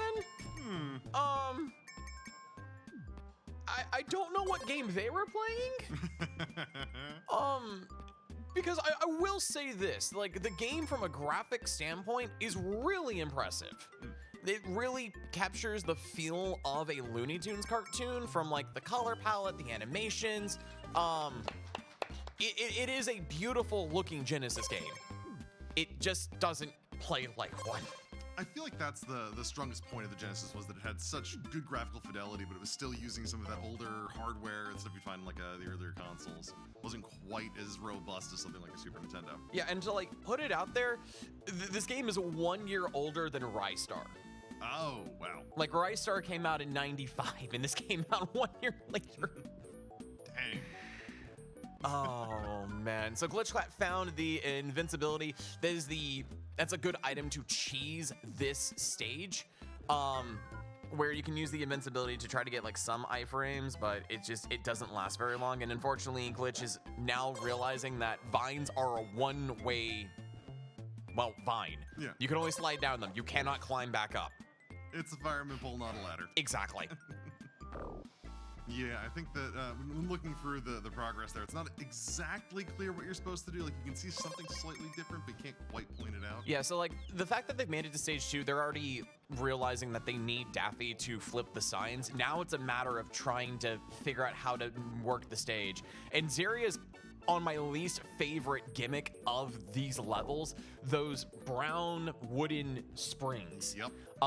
It's very precise where you need to stand. If you are a sub-pixel off, it will not launch you. Oh, that's awful. Terrible. And Zeria is unfortunately already kind of realizing what's going on. Anytime you see bugs with, where's Daffy? That means you have lost the duck and you need to go re-aggro him. Otherwise, you're not going to make progress. And Zeria is already like halfway down with like the Elmer timer. Yeah, that's gonna be hard to recover from. So how does Daffy get up then? Because I mean, does Daffy also use the spring? Yes. Oh, but you have to wait for him to. Yes. Oh, that's awful. Yeah, and what Zeria, I understand the strat that Zeria went with, where she used the glue trap to trap Daffy to try to utilize the spring without taking too much damage. But because Daffy was stuck in the glue and she used the spring immediately, the AI went, where'd he go? Which way did he go? Which way did he go? And we'll just sit there. So Zeria now has to basically solve the entire, yeah, so with where Zeria was stuck, she would have to go through the entire stage because it does loop on itself in order to refine Daffy, to re-aggro him, to make their way back through the maze. So right now, Zeria has to, oh, I'm so sorry. I did not mean to slap the mic. I'm sorry, everybody. I was up until 5 in the morning watching Awful Block. Okay, I'm still waking up. This Nitro Cold Brew is the only thing giving me life this morning, as well as the suffering of my contestants. Part of me feels bad, but part of me doesn't because it's Kuso and we're in the quarterfinals. When I gave this game out in Kuso 6, one of my competitors sent me a DM saying that was one of the worst things I think I've ever played in the spirit of this competition before. I hate you. And I just sat there. I'm like, guys, I don't know if I did wrong. And I think it was like Horndan that said, no, Seth, that's a good thing. That's a very good thing for someone to tell you. Yeah, sometimes you have to hand out unabashed garbage. It's just a thing you've got to do. So this is a prime example of the bad AI where you can see Bugs was literally above Daffy. And Daffy would not do anything because, once again, Bugs went out of view. And unfortunately, damage boosting doesn't help either. Nothing like a damage boost to give you progress that isn't progress. So Zeria is finding out the hard way. I equate trying to like get Daffy. It's like herding cats or like trying to like herd a 2-year-old like through like the streets, but you don't have like the leash that a lot of parents are utilizing nowadays. Oh yeah, the harness. Yeah, the harness and leash. That's kind of what you need in order to get Daffy to follow you through these stages.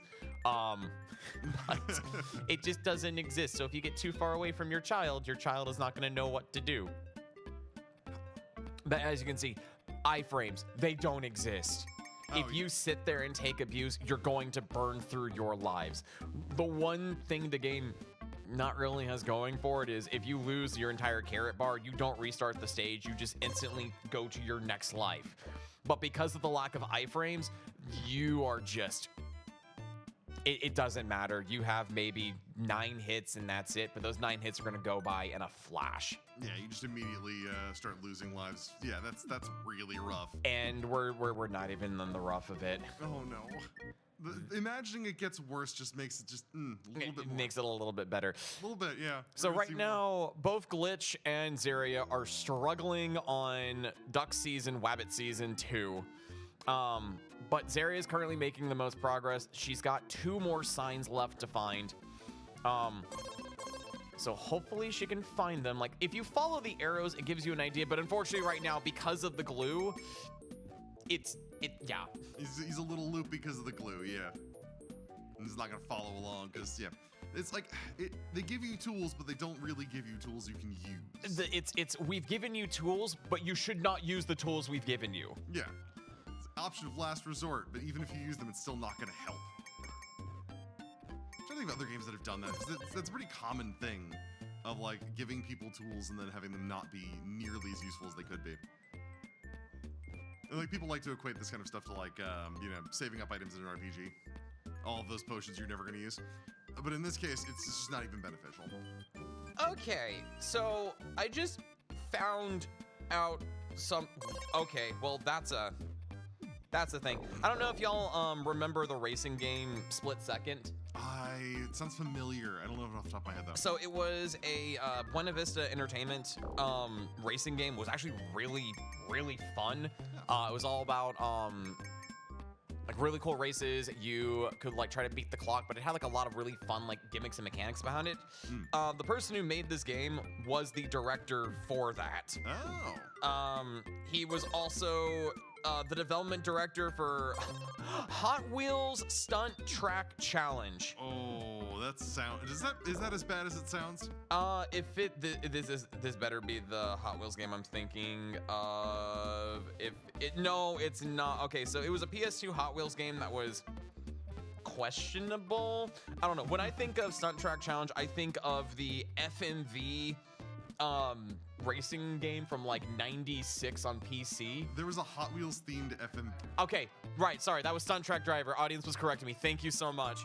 I'm sorry, there's a Hot Wheels FMV game? Yes. I had no idea. That sounds amazing. Honestly, it was stupid amounts of fun because it's just your car and all you can do is use the keyboard arrow keys to move it left and right and that's it. You have a full motion video of the track in front of you. Hitboxes don't really exist except for the corners where they're very specific, and if you take the corner wrong, you just flip out like that. Dang. As you race around a house with like a kid's wanting imagination of like putting a Hot Wheels track throughout your entire house, and I mean the entire house. Which, I mean, every kid thinks about that, right? Just like having a giant sprawling Hot Wheels track just everywhere. It also had a track editor. Oh, that's awesome. Yeah, it's if you love old DOS games and you want to give an FMV Hot Wheels game a try, I highly recommend it. Yeah, came on like a bright, almost like Cheeto yellow floppy disk. And it came with an exclusive card. Oh, well, I mean, that's the big draw for a lot of people, I would assume. Also, the thing would probably make it part of a collector's kind of thing. People looking to make sure they get everything. I don't know, I still think one of my favorite childhood PC collectible, like came in box collectible, was still the original Lego Island. Came with a Infomaniac Lego figure. Oh, that's awesome. That I still have in my collection. Cool. Yeah, it's so good. So, once again, both competitors are still, unfortunately, struggling on this stage. I'm really hoping we see Bully for Bugs, because I want to go into the true test that this game is going to give them. Yeah, just the idea of having to... This is like the worst parts of an escort mission with someone who actively wants to hurt you. What if I told you stage 2 was a maze stage? Is there the same pulling Daffy around and making him do stuff? No. Okay, look, that's a little more forgivable. Oh, I think Glitch Cat might have made some... Yes, he made progress. He finished the stage. And that's it. Glitch Cat has officially finished the first level. So welcome to Bully for Bugs. Oh. Okay, so there's a bowl. So, Goo, if you were seeing this stage for the first time, what would your inkling be to make progress? Going to the right? Not necessary for this one. That's my initial thought is, well, okay, we start on the left, let's go to the right. But maybe it's a boss fight. Maybe you've got to do some damage some way to the bowl. Not initially. But you will eventually. So, Kind of, sort of. Oh, okay. So is it more of a like you gotta maybe like lure the character somewhere to do something? Like, No. Okay. Maybe what if we get them to run to the walls? Will that do anything? No. Is there some type of I don't know, magical ritual component to this that I... Honestly, yeah, you could call it a magical ritual component. I did specifically tell them that they need to make progress with these holes in the ground going from left to right, and that's all I told them. Oh, you have to cover up the holes or uncover the holes? You need to uncover the holes, but that's only part 1. Oh, so you've got to navigate the dynamite to the holes to blow them open. Okay. Right, and then they still need to go into the hole. Why are there a bunch of flashing items in the background? So welcome to this stage. Within the holes are underground mazes that you have to run and find the items to make the overly complicated, convoluted Acme trap to then defeat the bull. Okay, so I think I see is there a hammer involved in one of those? Yes. So there is a hammer, there is sandpaper, there is glue, a match. A match. A match. It's like paper being held up by something. So yeah, that's sandpaper. That's the sandpaper. That's the Okay. sandpaper part. So you're already seeing there is a slip and slide that starts off the trap. It then goes in. So you need grease to grease up the slip and slide. Okay. I'm with you so far. You then get glue to basically coat the bottom of the bull's belly with sandpaper. Okay. It then goes into a match with a rubber hose. Just stay with me. I'm there. I'm still That here for eventually ignites a barrel of TNT. It strikes me, and this is just my thought process. You already have lit TNT in your hands to open those holes. Yeah. So, why not just, I don't know, use that maybe? Well, Or- because that would make too much sense and turn this into a legitimate boss fight. We can't have legitimacy in my Bugs Bunny game. That is completely fair. We need to have an overly complicated Acme trap, which is honestly more on brand for Wile E. Coyote. Very true. But we also need to just have an overly convoluted maze stage within your maze game. So why is the bull mad at us? Well, because this is a very stereotypical running of the bull episode. Oh, this is the reference to the bullfighter episode. Yeah, okay, Yes. there we go. This is legitimately one of my favorite Bugs Bunny shorts, next to the Barber of Seville episode. So right now, Glitchcat needs to figure out what they need to do. I told them that they need to go from left to right with the holes. Because when I originally gave this game out, it was free for all, and it's really hard to track progress. Because I was originally trying to do it per item they found, but it's gonna be easier if they actually stick with the holes. Okay, So I'm assuming the items will stop flashing then once you pick them up. Or- yes, so Okay. once you jump into the hole, there you will find pieces of the overly complicated Acme trap inside of them. Within a maze. There we go, Glitchcat going into the first, and welcome to the maze, limited visibility. Oh God, why? Yes. Why would anyone do? This is a game for children. Yup. Why would you do that to children? So underneath every Matador bullfighting ring, you've got cages. And within each of these holes, there are lions. Where do the baby eating pelicans come in? You know what? I think that's actually in a later stage. Okay. So in Spain we have a lion pit. Yep. Yep. Okay. There we go. Oh wait. Do you have to trap the? It would behoove them to trap the lions. Otherwise, you have to open gates to make progress in the maze. There are lions behind some gates. If you don't open the right gates, you're just not gonna make the progress.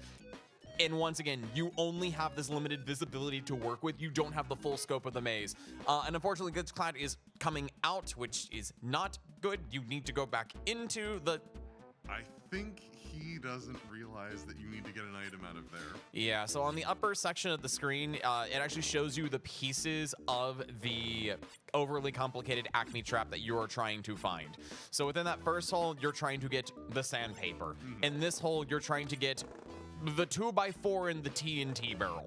Just casually chilling underground. Oh, of course. That's like you do. Everyone's first TNT underground. I mean, right? Like Science. it's science. It's how you properly store TNT.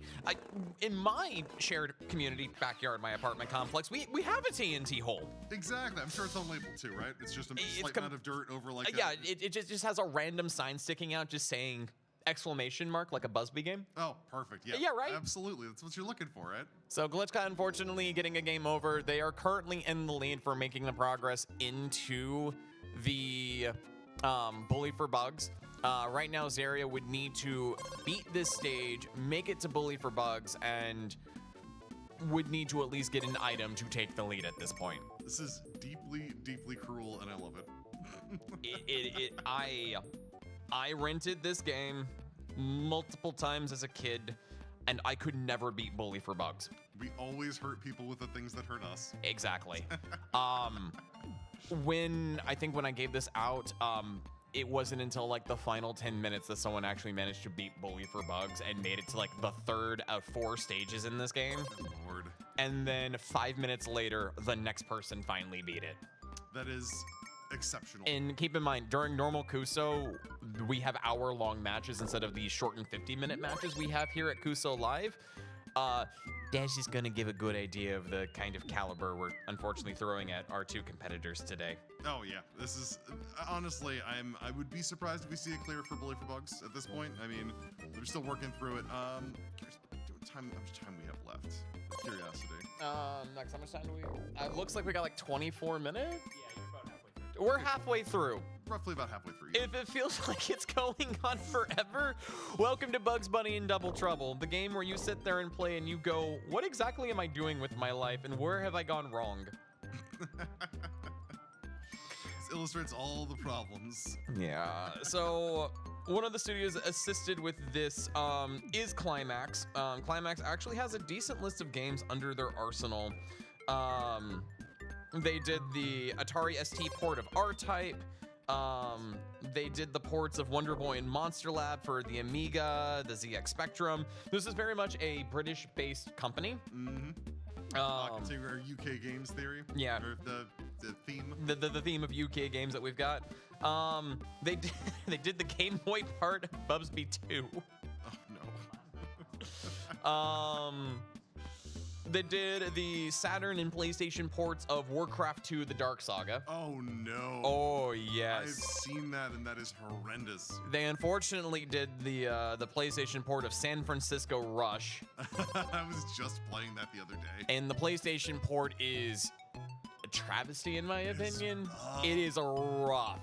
I don't know what it is with like PlayStation ports of like certain games, because we like when I think of like other like fun like couch co-op like N64 games. Oh hey, Ziria beat Duck Season, Wabbit Season. There we go. And now Ziria is on to Bully for bugs. I want to see how she's going to be able to tackle the first mystery of using the floating sticks of TNT. That's just, you know, there must be a really strong updraft that's just keeping these afloat. Oh yeah, I mean, don't all bullfighting Oh rings no! have those? Oh. So the good thing is she's beaten Duck Season, Wabbit Season, and we can hopefully, now that she knows how the maze works, how the unfortunate pursuer and pulling Daffy with the leash and harness as you would with a small child, she can now get through these mazes quicker in order to try to get back to Bully for bugs and hopefully start making a little bit more progress. Hopefully so, yes. Oh gosh, they did the Game Boy Color port of both Lego Racers and Lego Alpha Team. I've noticed this with a lot of companies that do sort of Game Boy ports of other IP. Not necessarily the strongest developers. No, but here's the thing, like they actually had some like good like MotoGP on the Xbox. Serious Sam: The Next Encounter on like PS2 and GameCube, which were actually pretty good ports of Serious Sam. Solid.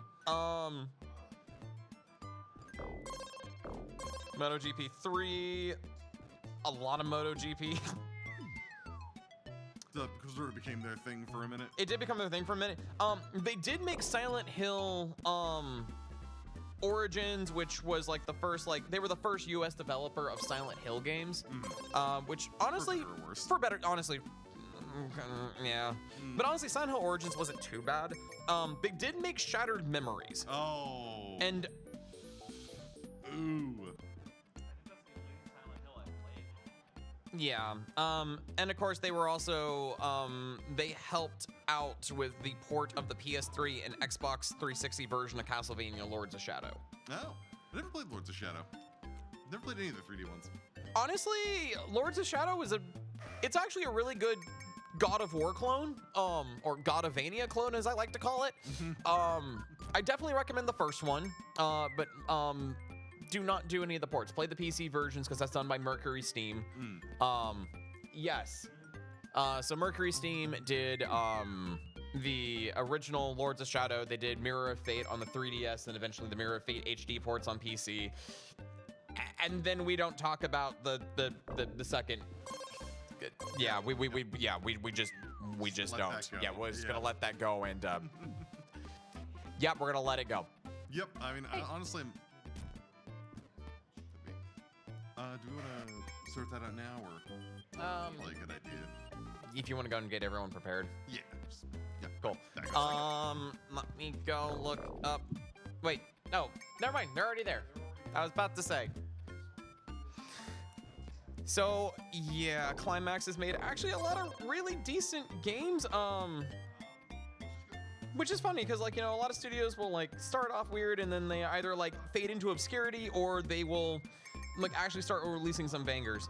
And then I'm actually curious about a Todd because I'm not familiar with this. What games did they do? Hot Wheels Extreme Racing on the PlayStation. Tiny Toon Adventures Wacky Stackers? Why am I not familiar with that one? And I like the Tiny Toons games. Oh no, the people behind this game also did Lawnmower Man. Oh, that explains everything. Yeah, no, that's good. Oh, cool. So Zeria's back for Bully for Bugs. Now we just need to see if she's going to be able to grab the TNT. Once again, she needs to uncover the holes. And once she uncovers the holes, she then needs to jump down into them to start the underground maze section. Once again, the purpose of this stage is we need to have the competitors uncover the holes, jump inside, and start finding the pieces of the overly convoluted maze. She's got the right idea of uncovering the holes with the TNT. She just now needs to understand that she needs to then dive into the holes in order to start making that progress. Glitch Cat, unfortunately, is struggling with the duck season, wabbit season maze.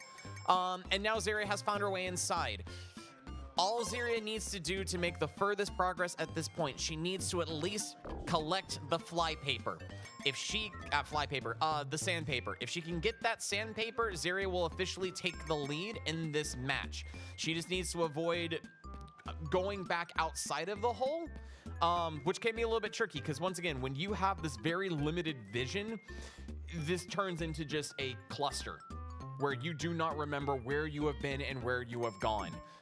And unfortunately, our timer is back. Oh, if you stay down too long, the bull's not gonna come down looking for you. Yeah, so it kicks you out of the hole and you get taken out by the bull. This is, and people don't realize just how much it hampers you to have a viewport that is shrunk down that much. In a lot of games, like, you'll go through and just that little extra bit makes it just so much easier to navigate things. So this thing that this stage does is there are some one-ups which Zeria just found, so that's actually gonna help her out tremendously. And she's gonna need every single life she can get. We're already starting to see some very difficult jumps, like right there. Is a very precise jump where if she's not able to make it, she's going to be stuck down here for the entirety of the timer. That seems needlessly cruel. Again, game made for children. Can you imagine? I mean, I don't have to because I experienced this. Growing up being a Looney Tunes fan, going to Blockbuster or Planet Hollywood, not Planet Hollywood, Hollywood Video, or even like a mom and pop like rental shop, like. Hey, there we go. She called the sandpaper. So that's officially Zeria is now in the lead with one item collected in Bully for Bugs. But being a massive Looney Tunes fan, seeing Bugs Bunny plastered on a Sega Genesis box art and saying, that's going to be my rental for the weekend. Oh. And then getting walled on this stage and you have no idea what you're doing wrong. I can only imagine how, yeah. Oh. So unfortunately, Zeria's gone back down. I think she might realize that she doesn't need to go down this hole anymore. Because once again, you've collected the sandpaper and it's going to get progressively harder with each stage. It seems like she's trying to find out what the next object is. So as you go past the flashing objects, it will automatically place it for you. There's no other button combination you need to do. It just automatically puts the item down. So now she, hopefully, I think she's figured out, now she just needs to reline up the TNT with the holes, and it's a very strange hitbox. You need to be dead on in order for it to advance. And unfortunately, if you get kicked back up by the bull, the TNT may or may not actually take out the hole for you. That is, yeah, that's certainly a thing. It looks, persnickety is the word I would use for that. It is very persnickety. Persnickety? Persnickety. Persnickety? Persnickedized. Persnickedized. Yes, there we go. It's what we're going with, and I'm not changing anything. All right, so we've seen more of the tiger traps. Yeah, so we have more of the lion traps. Lion traps. So now in this hole, we need to collect the 2x4 and the TNT. And as we get through each hole, they get progressively more complex, as you would unfortunately expect for a dark maze stage. Yeah, of course, complexity. Added complexity is always what you want to save as Yeah. things go on. Yeah, added complexity, no movement. And there's actually like wall art that kind of like attempts to help you, but 9 times out of 10, it actually just confuses you. So Zeri has found the 2x4. All she needs to do now is grab the TNT. I'm trying to read the side of that. Like, I know it's supposed to say TNT, but I get like a N. I see something. NNT, so just nit, Nt, nt, nt, nt. nt. Oh, we have 15 minutes remaining in our match. I just, Wait. did you see the No. art Nux did? Amazing. So our amazing tech crew that flashed at the 15-minute warning also drew a very lovely rendition of Daffy Duck getting his beak blown off by Elmer Fudd's rifle, and it has filled me. Are you gonna give us more lovely art as we get further on in? Oh, this is gonna be No, Probably gonna stick with one. you're just gonna tap out. I am not a very good artist. one per game. Getting I- lucky. I beg to differ because that's really good, and you did a really great job emulating one of the license plates from Tri-Rush the other night. Okay, so it looks like Zaria got. Oh, okay. So Zaria's taking continue here. Do your items continue to? They do. They do. Excellent. That's permanent progression is always a good thing. So we've got the plank, we got the sandpaper. That other item I can't quite tell what it is. So you got the plank, you got sandpaper. That's meant to be a lit match, like a Oh. match. So once again, the idea, thing. yeah. So once again, you collect everything. The bull is gonna get greased up on the slip and slide, flies through the air, gets his underbelly coated with glue, slaps on the sandpaper, which then lights the match. That then connects to the fuse that leads into the TNT barrel, blowing up the bull and winning the Matador fight. Yeah, that's definitely the way that things would go. I mean, I've seen it 1,000 times. It's always, No, well documented. this is it's how- well documented. Yeah, this is exactly how bullfighting works. That's also why I asked if we could have the estimate be ole. Ole. we found Red Bull's version of bullfighting.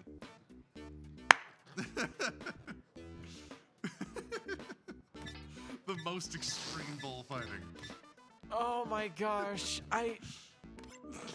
if it was with like a mechanical bull or like a really funny like remote control stuffed bull, I can see Red Bull doing that, and it's so on brand for them. 100%. 100%. Excessive and unnecessary and requires a lot of extra work and effort, but it would be funny. Oh my gosh, if we can get silly stairs, slippery stairs in ESPN 8 The Ocho, I want to see extreme remote control bullfighting with Acme props.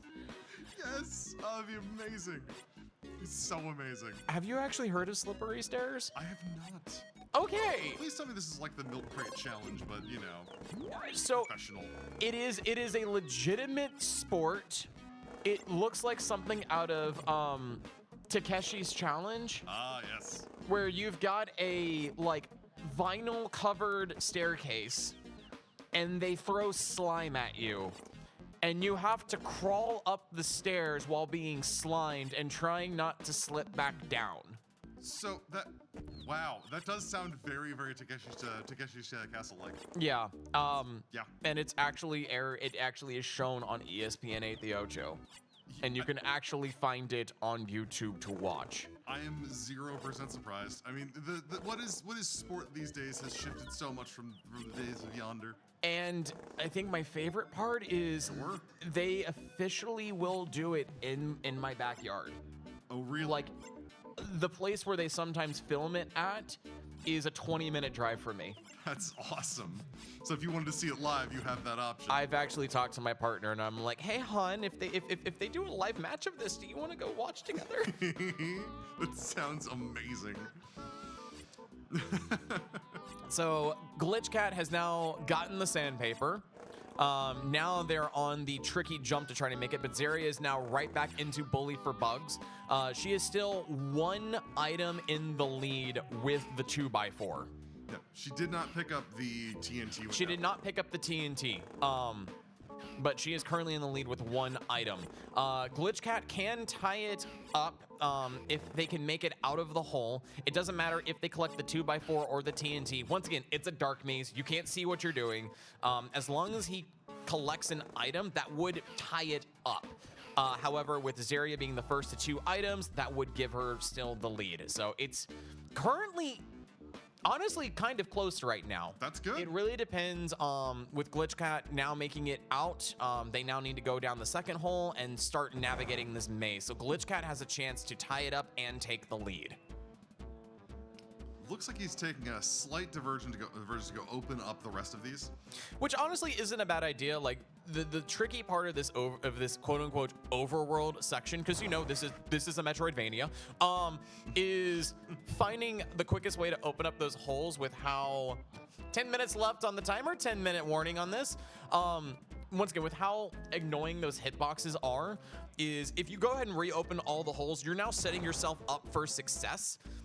To continue to make that progress, where all you need to do is jump out, lay down the parts of the trap, and then jump into like the next part and just keep on going.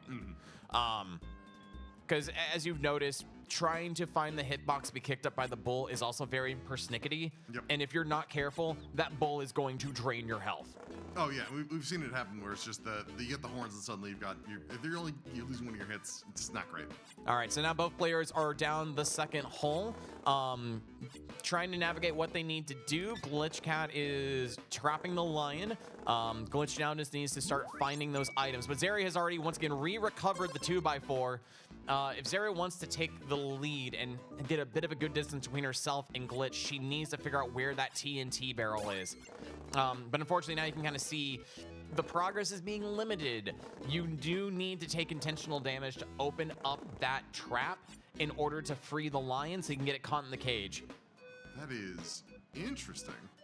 It's delectably evil, and I love it. It's definitely a choice.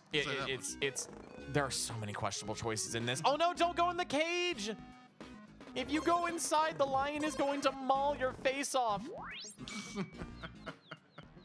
All right, so it's officially Glitch Cat has found the TNT, not the TNT, the 2x4. It looks like both competitors are maybe. We just need to see. We need to see Glitch Cat pick up that 2x4. Yeah. So I mean, Glitch has picked up the 2x4. It has been placed down. Both competitors are trying to find the TNT now, but Zaria decided to jump out. I don't know if she's picked up on the very top of the screen. Shows you what items you need to collect. She might think that there's only 1 item per hole. That is entirely possible. I mean, it would make logical sense as well. It would make logical sense. So we will see what she needs to do. If she goes down this, okay, so she's choosing to go into the 3rd hole, which has, what? Okay, I know one of them is grease. I think the second one's the Book of Matches? Very possibly. I can't quite tell. No, that's it's like a.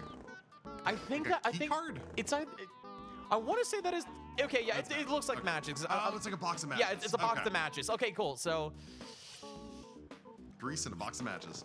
You know, I always buy grease in a box of matches at my local convenience store. Average Saturday night. Who doesn't have that? Exactly, right? Yeah. I mean, I can't imagine anyone's gone through without purchasing a box of matches and grease. Okay, so Zaria is trying to trap the lion inside. I hope she spotted that the lion was guarding. No, please go back, hon. Go back, hon. The matches were right there. The matches were right there. I'm sure she'll see it. Okay, there we go. So not quite collecting the TNT, but at this point now we're tracking items. So Zaria is now in the lead with a 1-item lead. Ooh, so Glitch Cat going into the final hole, which contains 3 separate items. Yes, so that will contain the glue, the paintbrush that will be filled with glue, and the fuse for the TNT barrel. Deliciously circuitous plan to defeat this bull. Yeah, and as we've seen, like it's gotten progressively more and more items inside. More items, clearly more confusion as to how things are built, and now a lot more switches. There's a lot more switches. They open up certain doors that you might not have noticed or seen. The final maze, it's a maze. I have nothing else to say on it, unfortunately. When I played this on my channel, I had a night where I had my viewers vote on the Kuso games I gave out during Kuso 7. I was like, hey, I'm gonna show the games that I gave out. I want y'all to vote, and I want y'all to pick the games that I gave out and watch me suffer. And my best friends were very rude and threw this on my list. I still couldn't get past this stage so many years later. This stage is the bane of my existence when it comes to Bugs Bunny Double Trouble. We have 5 minutes left in the match. Zaria still has a 1-item lead. Glitch needs to find the box of matches and needs to find one more item to submit this lead. Finding one item is going to tie it up. He needs to find 2 if he wants to take the lead. Zaria, honestly, if they can find the... Well, there we go. So it's currently tied. Zaria just needs to... It's another close match. Very close, yes. So Zaria has made progress before Glitch Cat, so in the case of a tie, it would go to the person who made the first progress. Yes, exactly. So right now, Zaria is still in the lead, but if Glitch finds one more item, that could cinch it. That will cinch it right there. At this point, if I was in this scenario, I would just stay in this maze. I would just hunt high and low trying to find that one item, because in the back of my mind, I would think I am either behind or potentially tied. Yeah, I mean, it's a fair assumption to make when you're that far in. I will say, okay, I now remember what I was thinking with the design for this stage. This reminds me of the game Bob for the SNES. I've never played Bob. It's very vertical, very kind of like ladders going places, but no explanation as to where you're supposed to go in the map. It's just giant, sprawling maze-like maps. That's great. Like at the start, it kind of shunts you one direction or another, but like eventually, it just has these giant maps with progress everywhere and switches and stuff to do, and you have to like find special things to get across certain places. It's awful. Yeah, I am. My SNES knowledge really didn't start until like the early to like mid 2000s, because the only Super Nintendo I physically played was at my best friend's house. Because we would do like Super Mario World, Donkey Kong. I got a chance to do like Mega Man X. And then this is also the same friend that sat there and like told me I couldn't play Final Fantasy VI because it was quote unquote too complicated to me. Oh, that's mean. Yeah. That's incredibly mean. Yeah, I still hold a grudge for that slightly, but he was still a really good friend of mine. But so I never really got a chance to really do anything Super Nintendo related until like computers and also Discovery, and then of course the Virtual Console on the Wii was how I could really delve into like some of the best on the SNES. I'm seeing what I've handed out. My entire childhood was all NES and SNES, so it's a lot of NES games, and it's why I like handing out NES stuff, because it's just there's so much jank on it. Oh yeah, like it's like for me, it's like I love handing out Genesis stuff. I love handing out NES stuff and also Game Boy, because that was like the 3 things I played the most before like the N64. It's so close. It's so close. Like Glitch just needs to find one more item, and that will be the lead. I'm looking over now, and we got 2 minutes remaining, so Glitch can pull it out.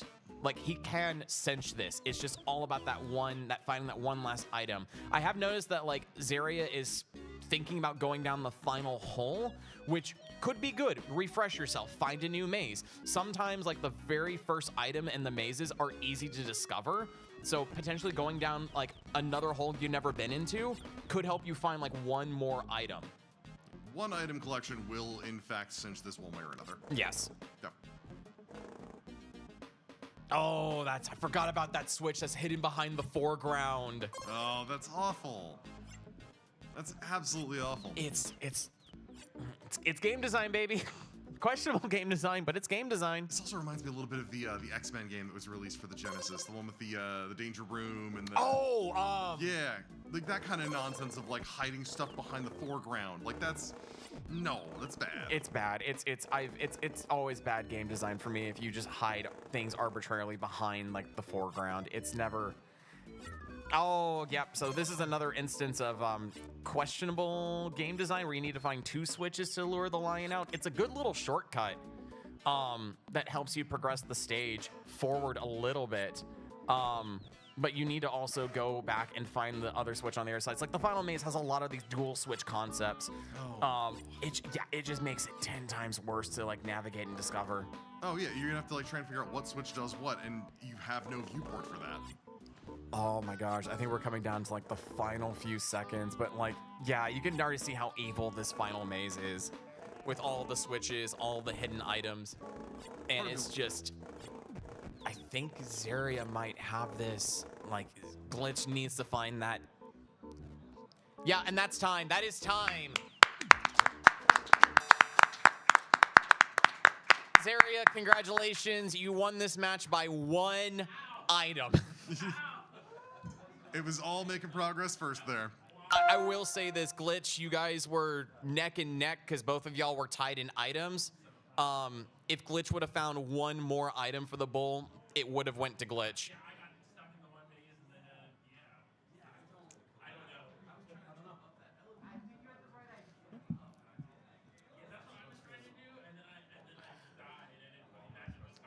All right. So that's going to be it for this round. Zaria takes the match. Glitch, you did an amazing job. Great fight for the end. But we're going to go ahead and take a break and move on to the next match of the day.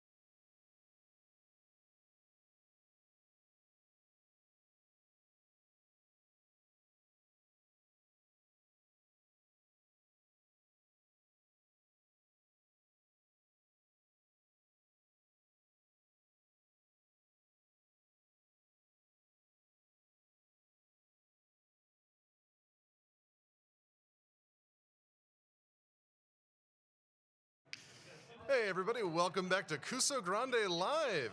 We are starting our last competition of this day.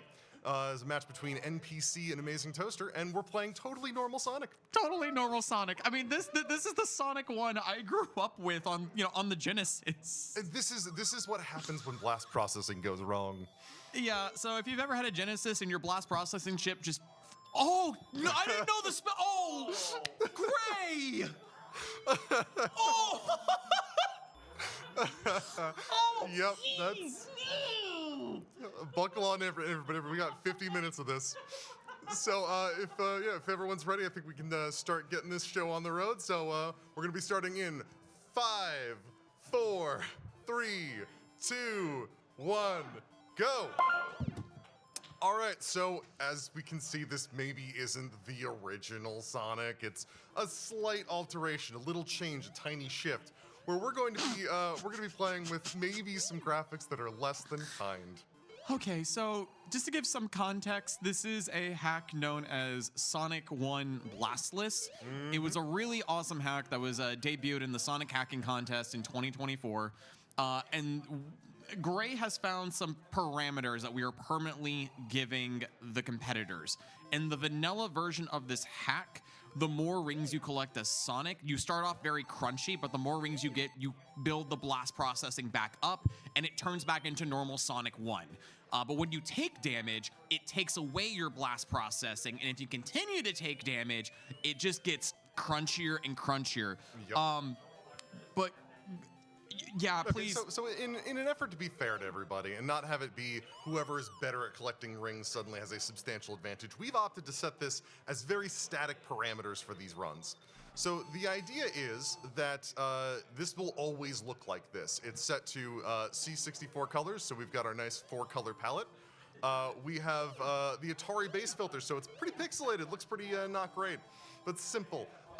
We have a bit of modified audio as well, and we have some more crunchy scrolling to make it feel really more authentic to a non-Genesis console. So I saw that both NPC and Amazing Toaster are on the up and down section of Green Hill 2. Oh my gosh, the sound effects. They found like the easy way to get past this section if you've never played Sonic 1 before is there is an invincibility star.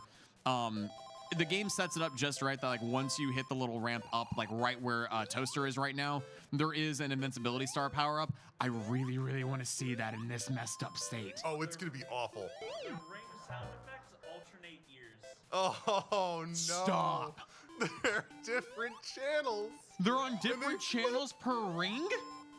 Oh, that's amazing. Headphone wearers, I'm sorry. Not really, but I'll say I'm sorry. Oh my gosh, Glitch. I just want you to know how excited I am to see the first Robotnik fight with the ball and chain in this cursed format. Oh yeah. You can't tell when they pick up a lot at once, but if they pick them up like ding, ding, ding, right, then left, then right, then left. That's incredible. This is exceeded my expectations already. I'm not gonna. Oh, so there's one other thing about this rendering setup by the way. It's also doing NES-like rendering, which means that you might notice that some graphics shift in and out. It sets an arbitrary sprite limit that can be on screen at once. So it will force things to possibly flash a little bit or render in and out like you would see on an NES. Okay. Yep. When this match is over, I need you to give me these parameters because I have got to play this. Oh, 100%. We will set this up. I will make sure that is, yeah. Okay, well, Amazing Toaster's past Green Hill Act 2 and NPC. Oh! NPC is on to the boss. Oh, look at Eggman. this. Eggman never looked so crunchy. I love the fact that the Wrecking Ball is just arbitrarily losing sprites. It's just like, well, at least that's shifted to the chain, which is good, right? Oh my gosh, I'm really hoping the competitors can make it to Labyrinth Zone. I have a feeling, okay, I'm usually not one to give out games that are short enough that they can be cleared. This is Sonic 1 after all, and these are competent players, so there's a non-zero chance that we'll see an endgame. But probably not a full clear, but like very close to endgame. As a Sonic fan, I'm just, oh my gosh, that sound when you get hit is just, Okay, this is happening, by the way, because NPC loves NES games and had played all of the other games on my list. Oh, so this is NPC's fault. This is NPC's fault. As- So, people are responsible for their own suffering sometimes, and that's the case here. I've got. Oh, I love this so much. Oh man, I'm speechless in part of being tired from Awful Block last night, but I'm also just thoroughly. I've been sitting on this for months, wanting to give this out, knowing what I was gonna do, and just not having the ability to, because I couldn't beat SGDQ, so I had to do it here. Oh, fun times. But yeah, so we see obvious progress being made out of NPC. Amazing Toaster is right behind, so Yeah. less than a full stage behind. Sorry, I'm also trying to hear the boss music with the crunchy audio, and it's being ruined by the ring loss sound effect. So one of the fun things about this particular thing is there's also, we showed this earlier, well, me and the GM, the other commentator, Oh. looked at a menu that allows you to do all these configurations. There are multiple audio configurations and video configurations that can make this interesting or painful. Doesn't know what it wants to display. Nope. Oh, it does not know what is happening right now. It's just like, I'm just gonna render the game, it's fine. I'm just gonna go through. It's like, I got this, champ. I got this, champ. It's okay. All right, It's so- okay. We are in fact going for as far as you can progress in. Again, it's really going to determine how many lives are lost early on, because this game does not have really, any major progression outside of just how far you get that attempt. So, Oh. Let me ask Bro to figure out who won match one so I can get everything written down. I need to figure out who won match one so I can make sure we're set to go for tomorrow. okay, So, ignore me. yep, no problem. So yeah, we're just watching right now as was it Marble Zone? Yeah, so NPC is on Marble Zone. I think that was. That was one. Yeah, it was Act 1. It looks sort of like a one on the end. There, kind of, you can almost see it. It's like You know, part if you of the like kind of column. like squint and like cross your eyes, the one kind of pops out like a 3D effect. A little bit, yeah, it's just a tiny bit. We're seeing Amazing Toaster now back to Green Hill Zone 2. So again, this is going to be. I expect we're going to see a couple of continues. Well, not continues, but a couple of restarts as we go along. Listen, unless these competitors get 50 rings and go into the nauseating special stage, I don't think we're seeing continues these runs. That's a fair point. Yeah. I can confirm it is beatable. I've done it.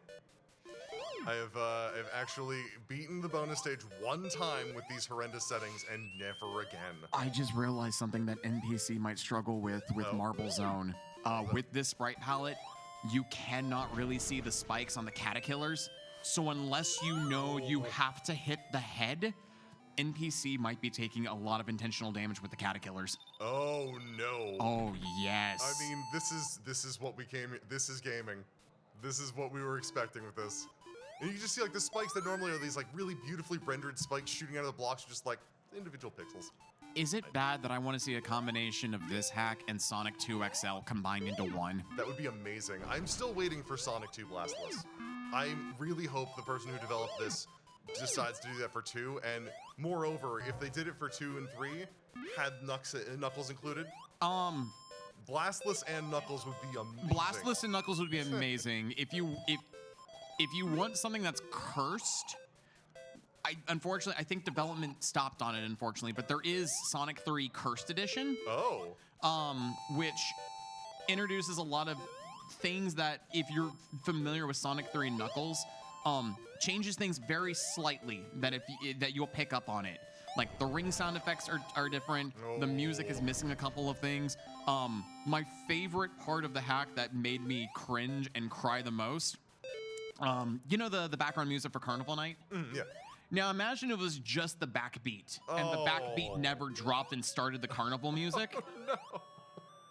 That sounds awful. That messed with me the entire time. I could not stop laughing because I was waiting for the beat to drop, and it never did.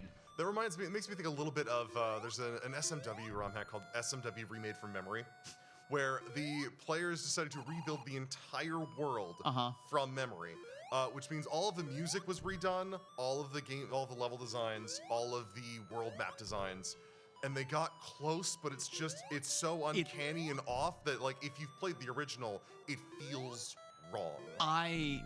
I want to play this hack now. That sounds awesome. Amazing Toaster getting past Eggman and now moving on to Marble Zone. Hey, yeah, that's progress right there. Which means on our feed, we get to hear the Marble Zone music for the first time. Oh, yeah. Oh, no.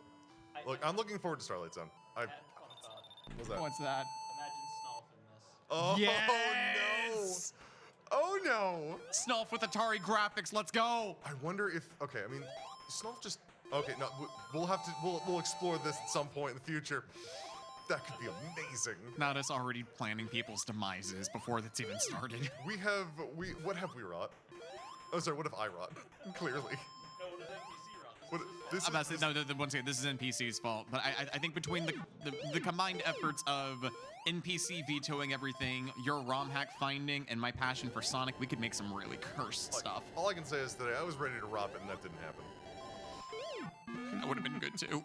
I love that game. But yeah, this is definitely a special flavor of curse that I love in ROM okay. hacks in general. Okay, I'm sorry, I couldn't tell what act NPC was on because, you know, with the arbitrary frame limitations, I couldn't tell that we were on Act 2, but now we're on Act 3. I think we're in Act 3 for NPC at this point, I believe. I want to know. So, real quick, when you gave this out, what did you initially tell the players? Was you just like, it's a Sonic 1 hack, or did you ask them what is your knowledge of Sonic 1? I asked them what is their knowledge of Sonic 1, Okay. and made sure that neither one was a speedrunner because that's the really important part. Right. Everyone's heard of Sonic 1. Right. Everyone's played it. But if you're not like intimately familiar with speed strats, Right. it's not going to be a problem. And then I just mentioned like, yeah, this is a ROM hack, and it's going to look weird. It's going to look wrong and not play well. Oh, The thing is, just heard the shield sound. Oh, it's perfect. There's just something so gratifying about all of this. But yeah, I was somewhat vague about it. It's just like your blast chips are gone and things are gonna look weird. Your blast chips are gone. Oh my We've god. taken away the blast. I wonder if NPC knows about the shortcut to like. I would highly doubt it. Yeah, so the sound effects are definitely, I think, the best part of this. I mean, aside from the fact that we're using 4-color CGA. Oh my gosh. The sound effects of the spike chain remind me of like something out of Mega Man DOS. Oh yeah. Well, I mean, the CGA too. Like, Yes, it's the CGA, right? Yeah. I want to say it is. I want to say it. Yeah, no, it's definitely, if it's not CGA, it's like EGA. Yeah, it's either 4-color or 16-color. I think it's it's not VGA, that's for sure. Yeah, it's definitely not good enough to. Oh, and Oh the my spikes. gosh, you've legitimately brought me back to like old school King's Quest with this. Yeah, this is. Like I said, when I first saw it, I knew I immediately needed to add it to the roster. 'Cause Yeah. It's just. It's a console I don't tend to play all that much. I mean, I've played the games. I know a lot about, not necessarily speed tech for Sonic games, but I do know a lot about them. So I've got like a wealth of being able to do these sorts of things and Gosh. test on original hardware. So I have to give Amazing Toaster props. Like they're doing a really good job. I remember as a kid, Marble Zone was this was my wall as a kid. I did a lot of Sonic 1. As a kid, I could barely get past Marble Zone, so I don't know what their experience is, but with this massive handicap, they're doing honestly really good. Oh, yeah. So this is what I want to see if NPC knows about. Because the easiest way to get... Nope. No, go back. Go. Okay, well, have fun on the bottom There's a route. breakable floor there, isn't there? It's not a breakable floor. If you take the spikes, if you write it up, there's actually a false wall on the right that leads to a 1-up. And it bypasses this entire lower section because it has this section, it then goes into another lava section with the moving platforms, and it wraps itself back around. If you take that hidden path, it bypasses this entire section. That is a rough have to restart there. Amazing Toaster got into Act 2 of Marble Zone, which is still a bit behind NPC. It is still a bit behind on NPC, and at this point, I'm almost tempted. If I had very limited memory of Sonic 1, I would, for better or for worse, actually try to go for special stages. Yeah. Because I feel like at that point, like knowing that this is an old school game where points don't matter but do kind of matter, you could potentially go into a bonus round, get points, and try to at least farm a continue Yep. to give you a fighting chance on stages you're just not safe with or familiar with. Do you automatically get to continue with each Chaos Emerald, or is it a special thing you gotta grab in there? So you need to hit a certain point threshold and collect a certain amount of rings. Getting the Chaos Emerald is fine and dandy. If I remember correctly, I think it's like 50 That's rude! That's so rude. You can't even see it! Yeah, that's rude. Once again, had NPC taken the shortcut, none of this would have been on screen. NPC is doing very, very well. I mean, being in Act 3 of Marble Zone is great progress all alone. No, it is fantastic progress. But yeah, so you have to collect a certain amount of rings, and even if you don't get the Chaos Emerald, you'll still get the continue. I forget which one. Chaos, the next zone is Spring Yard Zone, right? Yes. Yeah. Spring Yard Zone. So that's the quote unquote like first pinball like casino stage Yeah. because of all the bounce spring, all the bounce springs, all the bumpers. We have invincibility. Oh, Up on Amazing perfect. Toaster Set. It's It's as bad as I hoped it would be. it just enshrouds them in pixels. It's gorgeous. It's so illegible. 10 out of 10, no notes. Oh, I'm so happy. This is by far exceeded my expectations in general. Like I said, with the progress NPC is making, I really hope we see Labyrinth Zone. Oh, there would have been a bonus stage. Oh, we could have seen Kaleidoscope. Yep. So Toaster did have, in fact, a bonus stage portal open up, but if you don't know to expect it, you're not going to jump in time to get it. You can turn around and try and grab it, but it's kind of hard. I will say though, with like especially Green Hill Act 2, you really have to know that bonus is coming up, just because the final gimmick puts you into a launch tube and zooms you past the stage exit.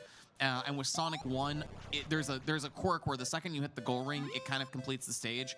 Unlike Sonic 2, where if you time a jump correctly, you can actually continue to have motion of Sonic after you've gone through the stage end. Huh, that's awesome. I did not know that. Yeah, I don't know a whole ton about, I know a lot about the games, but I don't know a lot about running them. I haven't played a lot of them in depth. Do you know about the original level order for Sonic 1? No, I do not. So in the original game, Labyrinth Zone was going to be stage 2. Oh. Isn't that the one with the underwater section? Yes. Oh, no. They decided to move it to be stage 4 because of the difficulty of the underwater sections. But when you think about it, it makes sense from a story progression standpoint, because you start in Green Hill Zone, Sonic would then go to like the underwater labyrinths, would reemerge in Marble Zone, Yep. and then you start going into the city areas of Eggman taking over South Island. That makes sense, yeah. 'Cause it's a slower progression towards the mechanical, which is, I mean, the entire point of these games is that whole progression from nature to mechanical.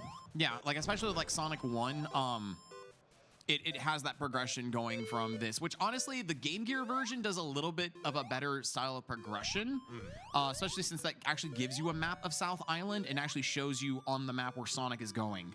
That seems like that would make a huge difference with these games. Yeah, so, okay, for my personal memory from when I was a kid of playing Genesis games, I remember Sonic 2 the best, and specifically Chemical Plant Zone.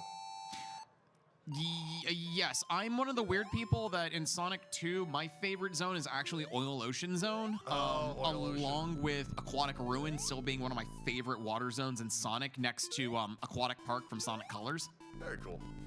Yeah, I mean, I honestly just have really fond memories of going through the first zone.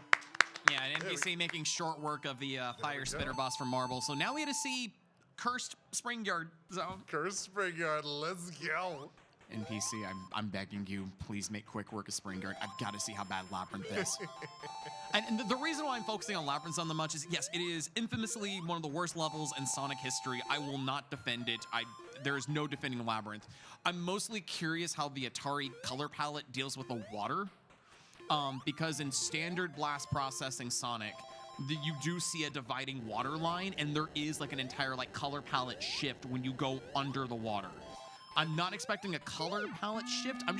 I'm really curious how this There's gotta be some kind of delineation, yeah. Right, there has to be something. Well, think about how the graphics typically look. You've got that hard delineation from top to bottom. So maybe that will be illustrated by like a teal Yeah. or a white or something like that. But I mean, the fact is we're working with 4 colors here, so... Oh my gosh, can you just imagine if it was just nothing but white and you couldn't even see Sonic? Oh no. Like, it's not transparent, it's just a sea of white. Oh, that would be impossible, but amazing. And again, this fits my favorite criteria when it comes to giving out what is quote-unquote Kusogrande. I mean, obviously no one's gonna say Sonic 1 is Kusogrande. It's not. But making people play it like this is Kusogrande. Oh, 100%. This is cursed, and it's weird, and it's difficult. You can't see anything. It's everything it needs to be, and then some. Yeah, I just realized how difficult this is going to be when you do have the rotating spike lines. It's kind of similar to like the fire rods from like Mario 1, but spikes instead. Oh, yeah. And I kind of noticed with the limited sprite oh, jeez.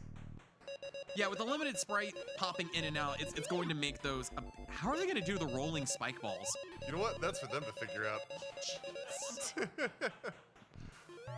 I have thought through this about as much as I possibly can. And Oh yeah, that is this crunchy. It looks like it came from Minesweeper. it looks so static and like it's not moving at all. Like the original one has movement to it. It does. Just a little bit. Oh, God, it's so bad. Okay, so he's not there yet, but like on the next spring section, NPC can stay to the center, grab a 10 ring box, and then just run to the goal just to go by a little bit quicker.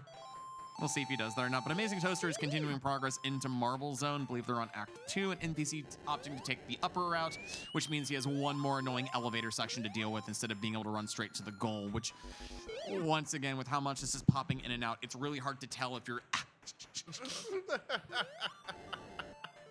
Oh my God, it's so good. It's so good. NBC is making solid progress and has not had a continue in quite some time. I don't know how many lives they have left, and they don't either. They have exactly 3 lines of lives. Oh, no, I'm sorry, 2. 2 lines of lives. Yes, that is exactly what we got here. So yeah, that is one of the drawbacks of this is there's no way to separate the UI from the actual game. So you can't have a clean UI with the crunchy graphics. So it's a byproduct that we're willing to sacrifice. God. So Bro and I were actually like looking up some interesting ideas for like possible future Kuso games the other night. With the thought process of, what about ports of DOS games to like other consoles and how did that handle? And Commander Keen was brought up. And I completely forgot that in the Commander Keen series, there's like this made up like galactic alphabet. Whatever is on the screen right now reminds me of the Commander Keen alphabet. Oh no. Yeah, no, I can definitely see it. Yeah, there's this, because I mean, we're restricting everything by 4 pixels, so we have a 1/4 of the fidelity for any of the text, any of the images and graphics. Oh my gosh, with the sprite popping, this might make this a tad... No, I take it back. And I'm just going to keep quiet for areas I think NPC is going to struggle with. Oh, I'm so looking forward to it, though. NPC is doing the thing that I think really is the most beneficial here. It's just taking your time. Yeah, and... You don't have to go quick, because the timer counts up. That's one of the things of this game is everyone says it's got to go fast, but really it's not about going fast, it's about surviving. Yeah, and like Sonic 1 is very infamous for this, where this is definitely more of a platformer game with like some areas of burst speed, unlike Sonic 2 and 3, which has a really good melody of those small platforming sections, but it's really about going fast in like the future Sonic games. But 1 is definitely more of a methodical platformer with some sections of speed. You go fast where you can go fast, but go slow when you need to. Yeah. Really, that's the sorry, the sound of the shield every time gets me. Just a little bit. It's so good. Oh, lava. I mean, I surmise that's lava and not water. We can't really tell. We can't tell. Oh no, and unfortunately, because Amazing Toaster got bumped back into the moving block, there's a really good invincibility star on the far left. That if you collect it, you can just run through the lava and make that area just slightly trivial. Oh yeah, that would be such a boon at this point. And we still see NPC making progress. I mean, this is starting to feel like a bit of a runaway, unfortunately. But we will see how that goes. There's still plenty. I say there is still plenty of time, and all it takes, like honestly, Labyrinth Zone might end up being NPC's undoing, like it is for many people. You can't take that slow at times. No, you can, but then there's the panicking of the water and the drowning. Oh no! How are they gonna see the bubbles? Oh, and that was a crush on the top of the ceiling. That was an elevator crush. Okay, look, I may have not thought that one. It's fine. It's fine. That is the common refrain. It's fine. Everything's fine. If I say- Everything's fine. If I say it's fine, it's fine. That's In- all you gotta deal with. It's fine. NPC is just going to be probably drowning a lot. It's fine. We found the wall. The wall is not being able to see bubbles. Yeah, but here's the thing. If somehow you can see bubbles, I'm now infinitely more worried for the actual boss that's not a boss fight for Labyrinth Zone. Oh, trying to get through that, like, the tunnel of... The obstacle course with the rising water, which we don't even know if we can even see water or not. Oh, With the disappearing sprites, which means there's a good chance that the spears are going to be vanishing. Yes. Not to mention the fireballs being fired out of the mouths. It's... Oh, NPC. That's danger strats with NPC instead of just... I mean, it's fair to keep in mind as well. These players are not very seasoned Sonic Yes, players. it's something I'm trying to remind myself, like as a veteran Sonic player. Yeah. I have no doubt that if you played this, you would be able to get much, much further than our current players. Like I said, as soon as this is done, I would love if you could just DM me the information for this. 100%. Because I want to play this. Oh, very I much so. really want to play this. Absolutely, without question. I really enjoyed this when I was messing around with it. I do believe this runs on original hardware as well, which is pretty cool. Yeah. So having that run on an actual Genesis is always fun. Yeah, that's something I honestly love about the. I definitely encourage people. Google Sonic hacking contest. It happens every year. A lot of talented ROM hackers, as well as modders for a lot of the PC Sonic games, get together, and there's like an exhibition showcase with many different categories, many different criterias. And the nice thing about it is they preserve every single hack that is released through the contest. So even if you missed previous years, there is a vault you can go back through and download hacks and mods that have been featured beforehand. And I'll tell you, I've done a lot of digging around. And there's some that are incredibly good. There are some that are incredibly rough. Yes, and the nice thing is a lot of the Mega Drive hacks, if you put those onto a cart, you can play them on original hardware. Yep.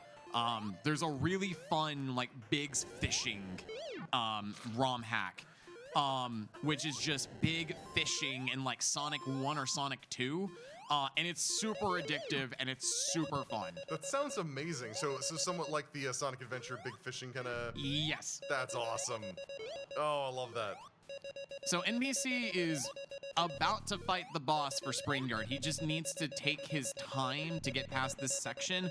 I am slightly worried because if memory serves me correct, there are you have to go backwards to grab rings for the upcoming boss fight. Now this is another easy boss fight. You were saying? Okay, so it's still an easy boss fight, but now the issue is You can't see what you can't see. what you can't see. So unless you've got the memory of which blocks Eggman has destroyed, he's And no! shifts around. Oh, this is incredible. Okay, just stay there. Just stay there. Please don't move. Do not move. You've got this. You won. Oh, this is amazing. This is exactly what I wanted out of this. So we've seen now progress into the next zone. We're in Labyrinth Zone. And Amazing Toasters now have made progress into Marble 3. So we are still seeing progress in both players. Oh, oh no, it's Cyan. It's Cyan. Oh no. And Cyan is honestly not really good on a 4-color palette. It's like negative. Oh! That is incredible. I'm sorry for the rest of the gaming practice space for my left. Oh, this is bad. Oh, you can see where the bubbles come out, but you can see the big. You can kind of see the big bubble. Oh, the that's outline amazing. is there, but the grounder enemies Are gonna be harder to spot. This is a level of cruelty. I mean, we've seen a lot of cruel handouts from me this week. I may or may not have a type when it comes to what I hand out. Usually it's platformers. Usually it's stuff from the NES or the Genesis or SNES era. But I don't think we're going to see it.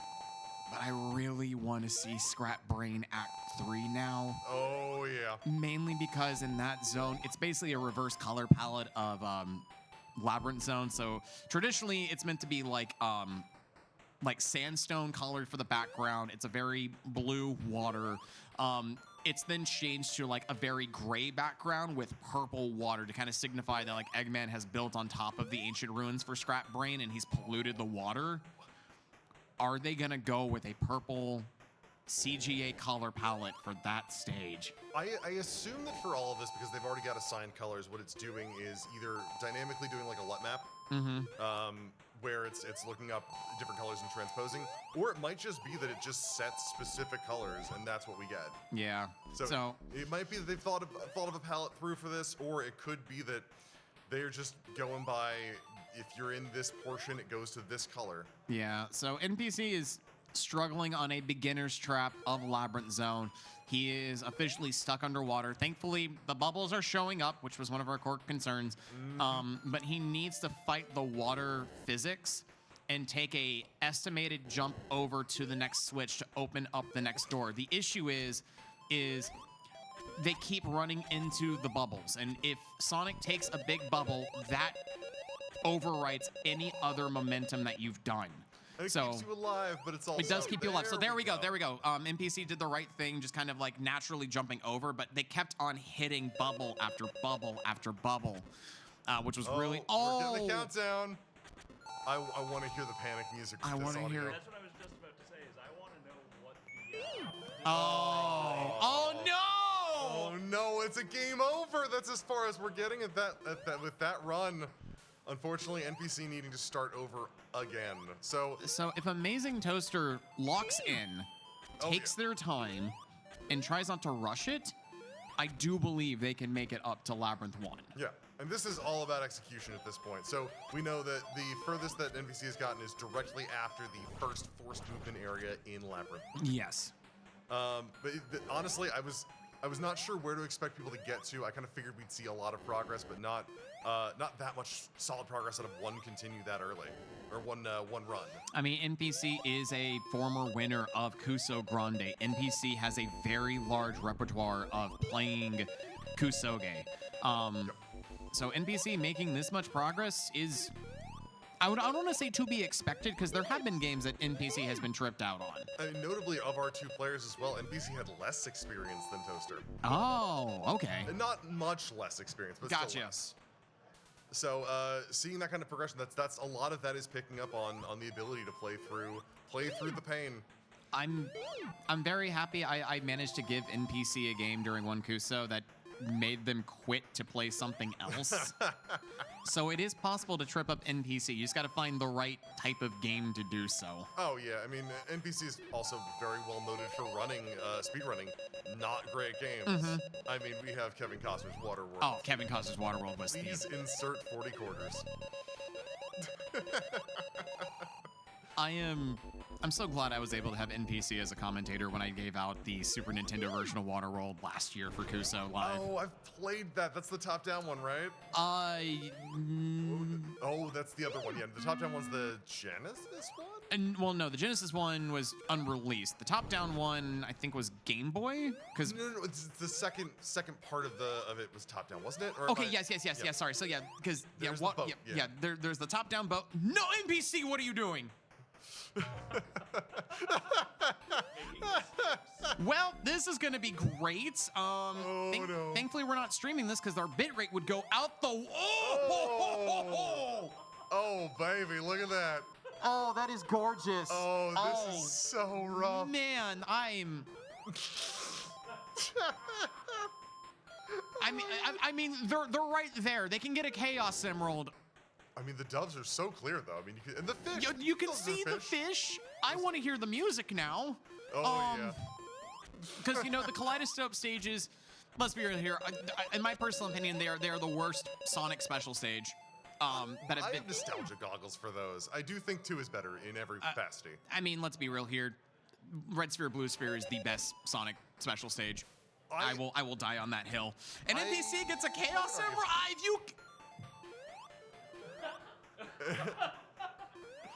What'd you get? It says chaos. saw chaos. Said nothing else. We saw the word chaos. That's good enough for us. Did they? Yeah, you collected the white void. Congratulations. You have found thing. Object get. You've basically created white space from Sonic Generations after the time meter hits, so I'm proud of you. Oh, so good. But yeah, so we're gonna see we're seeing more progress out of Toaster. It's really gonna come down to I think the next couple pushes that are really gonna solidify where we're going with this, and NPC being able to continue on with that kind of progress. Maybe not needing to take as much time, primarily because of the experience at this point. Right. So, like, hopefully with the experience and like. Keep in mind, the level layout has not changed. This is still vanilla Sonic 1 with an Atari coat of paint and a CGA graphic style. It's still Sonic 1. The levels have not changed at all. So in theory, if you feel confident with the stage, you can start doing what Sonic is known for and go fast. Go real fast. Go real fast. Goggle fast. Hang on tight, I'm tallying up my score right now with every single advancement of the spike ceiling. Oh, it's so good. So yeah, I mean, honestly, we're gonna start seeing some really solid progress out of Amazing Toaster at this point. Clearly, some of the jitters of the first kind of runs through. It's getting used to an unusual physics system. It's getting used to the horrendous screen scroll we've set up. So rather than being a smooth screen scroll, which it could be. Oh, looks like we have 15 minutes left in this match, so big moves are going to have to be made pretty quick. Start cementing in those longer runs. Which we've got 15 minutes left on the timer, which it may sound like not a lot of time, but in the vein of Sonic 1, NPC can honestly more than likely get back to Labyrinth Zone. Maybe make a bit of progress. Maybe make a bit more progress. My concern with Amazing Toaster is if they game over, it might go to NPC, because I don't think Amazing Toaster has enough time to re-go through all of Green Hill and through Marble Zone. So I think if Amazing Toaster needs a shot, they really need to continue to focus, take their time, don't rush, and try to make this like their major push. Yeah, it's gonna be taking your time and breathing, going through it. And yes, 15 minutes is not a long time, but they already have a substantial lead on NPC in this particular run, which is important, deeply important. So hopefully this can be. Oh, and that's all. This is going to be difficult because there are. And that's that. I believe there are still several lives, 1 or 2 maybe. I can't quite tell. I mean, it looks like a man. There is a man worth of lives right there. So we're gonna officially say we think 1, right? I believe 1. All right, 1. We're gonna go with 1. Again, unreadable. Wish it weren't, but it is. But yeah, that's also what makes me think a lot of this is more of a dynamic, on-the-fly kind of recoloring and redesign. Because the pixelation is very clearly on the fly as well. Yeah. Which is very cool. I mean, this is, again, some of the most interesting tech I have seen developed for any Sonic ROM hack. There's another really unique dynamic Sonic 1 ROM hack, which saps the color out of the world, and you slowly get color back as you collect rings. I remember hearing about this. Yeah, it's like, it looks incredibly interesting. And like, I mean, there's so many of those sorts of things that people have come up with over the years that are sort of continuations on the original idea of what Genesis games could do at the time. And most of these things could have been done back then, but this is also with more hindsight into other things people have done, into other development practices. And people are just better at writing certain things at this point. You don't need giant teams to write assembly. Have you played the Sonic 1 ROM hack that is if Sonic was made by EA? No, but that sounds incredible and awful. Do you have to spend rings to buy? Yep. Oh no! So our tech is just guessed correctly what the answer for that is. This version of the ROM hack requires you to spend your rings to get features back for your game. Yeah, you collect rings to buy DLC, which unlocks more of Sonic's ability. Oh, that's awful, and I love it, but it's awful. It's literally microtransactions in Sonic. Oh god, that's what Sonic needs. MTX. Let's go. Is there like cosmetic DLC too? Can you like change your sprite? Let me put it to you this way: you can't even start the game without rings. That is what? How is that? You have to watch the demo screen.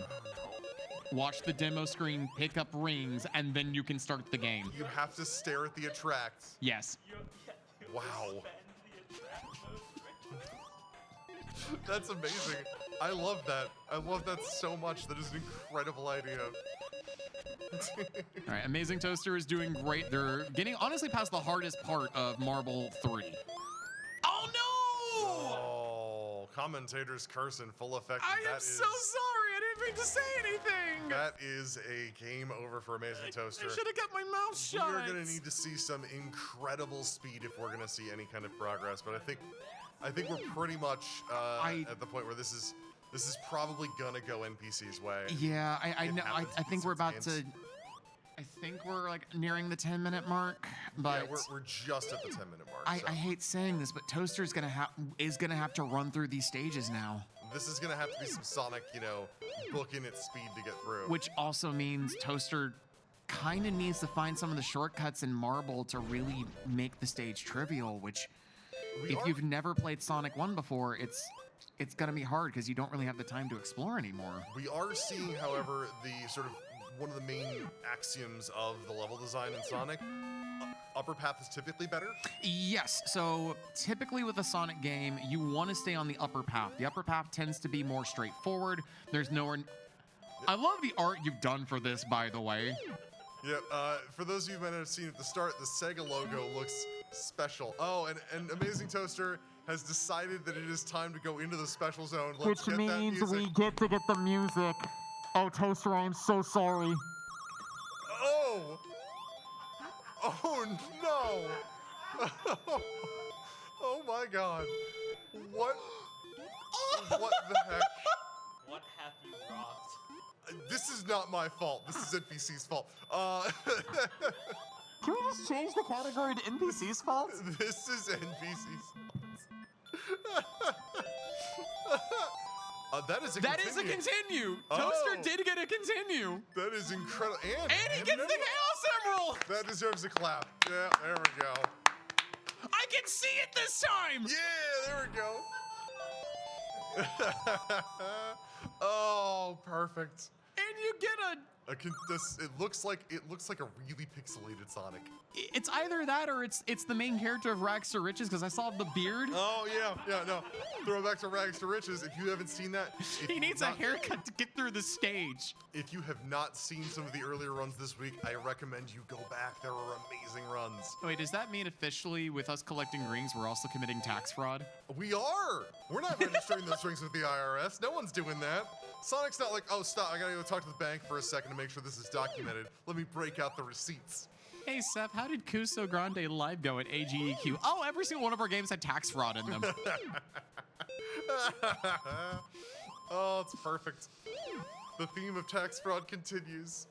Because also, if you think about it, like Bugs Bunny collecting the underground items, that's not a tax write-off. He's kind of just hoarding items and not reporting things that he that's clearly also bought. petty theft. Yeah, I was gonna say that one's petty theft. That is also petty. Yeah. So I mean, we're just crimes. Officially stands from AGDQ as well as Kuso. Please do not commit crimes. Committing crimes is bad. We like to cut frames, not cut anything else. This has been a PSA.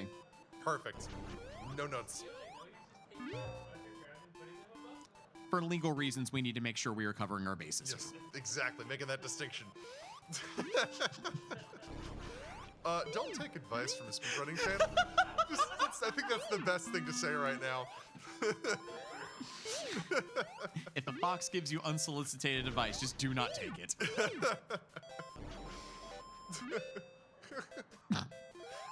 Consult with a lawyer before committing any crimes.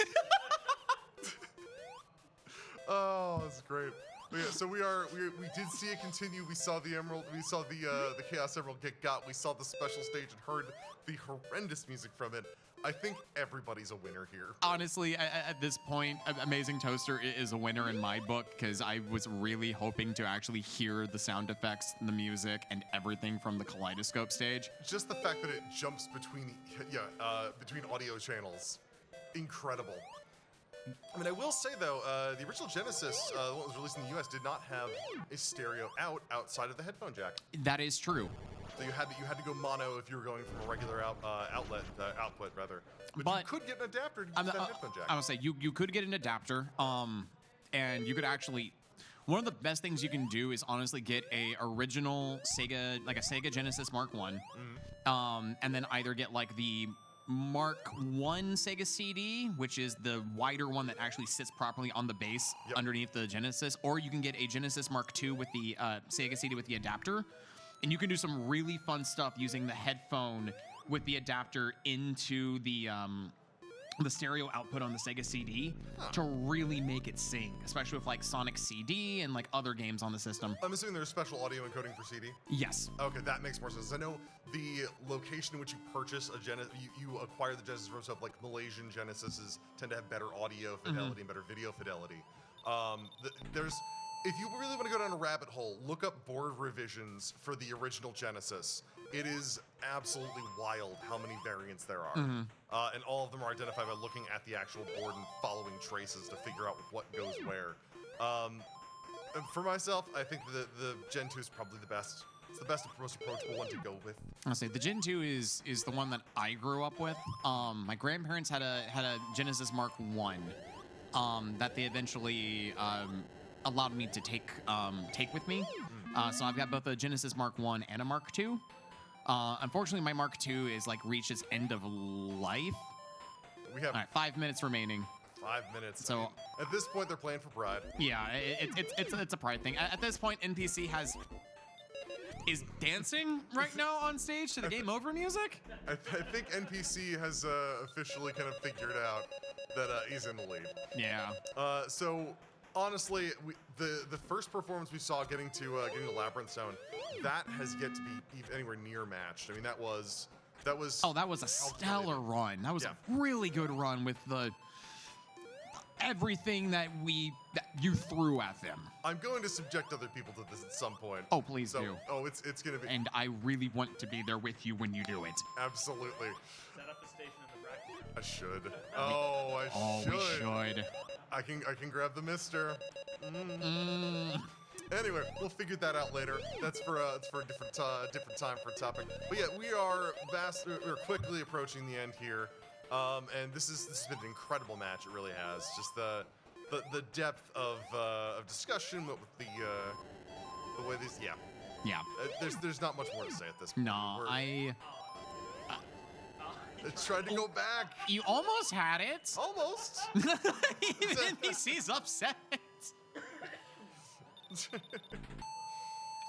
Oh, that noise. I'm never prepared for it. No, it's so bad. Every single time I think I'm good to go, and then no, just the score counter goes up, and I'm just instantly like retching in pain. What if it's Sonic on the Atari with early PC graphics? It's just perfect. Yeah, it's perfect. It's everything I want this to be. So we're seeing sort of basic progress at this point. I think we're definitely out of the realm of any real league changes, which is unfortunate. It is unfortunate, but unfortunately, these things do happen in Kuso. Like there are people that, games resonate with them. It doesn't matter if you've got like very little, if you've never heard the game at all. There are certain genres that like everyone gravitates towards, and like once you lock in, I have seen people just run away and like fully complete a game within the time frame that's been given. Yeah. Oh, I missed the earlier match. Brosenja gave out Snoopy as like the first game on the C64, and we had a competitor beat Snoopy. Wow. Which is impressive as it is, because that's a game. That's the second clear of the tournament. We had someone clear the qualifier game, which is also something that was completely unexpected. But yeah, it's not often you see game clears in Kuso matches, but it does happen. Yeah, it's always interesting when it does, though. And it's just someone finding a game that they really, really like and they really work well with. I mean, even if it is a bad game. Yeah. I mean, maybe like is a strong word. A game they are simpatico with. Put it that way. A game that just creates a symbiotic relationship with the player. It just gels. That's all that matters. They can grok out place. That's how Kuso players become Kuso speedrunners. You find that game and you just don't stop playing it. No, I meant the parasitic symbiote. Yeah, Oh, the parasitic yeah. symbiote. It latches on and never lets go. I'm not saying they willingly do that. If you experience a parasitic symbiosis with the game, please consult your doctor, but it might be too late for you. Consult your doctor or your local speedrunning community. Will your local speedrunning community help you out in that case? No, 'Cause they'll encourage you, No, but you'll be exactly. fine. They will encourage you, so you'll just continue to fall down the rabbit hole. Look, if your friends can't encourage you to make bad choices, who can? I'm good. There we go. Oh, it's so good. This has been just a really fun run, and like honestly, I think it's the audio that really gets me more than anything else on this. I know for me personally, it is the audio, but it's also the limited color palette. Yep.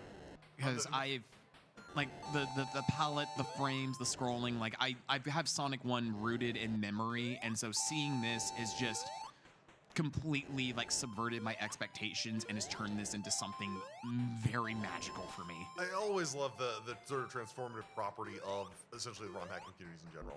They take a thing they love and they give it infinite replayability. And that's why also I'm very big into randomizers, as most people know. Yeah. There's just that level of, I can just do this forever.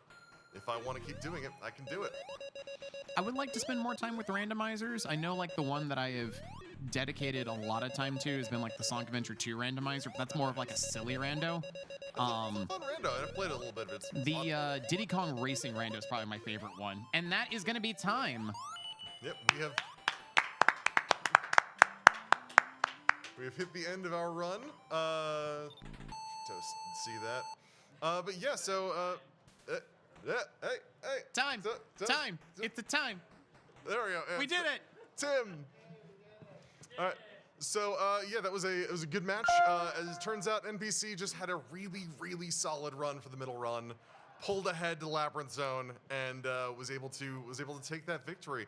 I will say, Toaster, you are the winner in my heart because you got to give us the experience of going into the special stage with music, getting a continue, as well as getting a Chaos Emerald. So, yes. Yeah. You have to get a certain number of rings in that bonus stage. It's difficult, and I mean, getting the bonus stage in general, you need 50 going into a sign to get it, which is. Yeah. I mean, that's the thing. They kind of gated your progress behind also getting good at some of these little mini games and stuff. Yeah, I have an important question. What did the drowning music sound like? Yeah, what did the drowning music sound like? Nothing. What? There was no music. Oh. So NPC has just informed us that there was no drowning music. I was disappointed as much as you are. Oh, I was gonna. I was waiting for it, and I'm like, oh. I feel like that's actually worse because if you're not paying attention, Yeah, I was gonna say 10 out of 10 because that drowning music haunts my nightmares. I use it as an alarm for the longest time. Oh my! Oh, that is horrifying. Got me up. Why would you do that to yourself? Got me out of bed. I mean, I can imagine the panic attacks, the sheer like, oh no!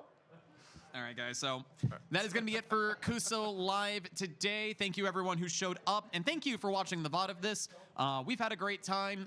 If you're here at the event, we will be back again tomorrow for the final day of Kusogrande Live, where we will be going through the semifinals and the final match. And if there's time, there will be an exhibition race as well. So on behalf of everyone here at Kusogrande Live, thank you guys so much. Thank you, Awesome Games Done Quick, for letting us torment people. And yeah, we'll see y'all later. Take care, everybody. Bye, y'all.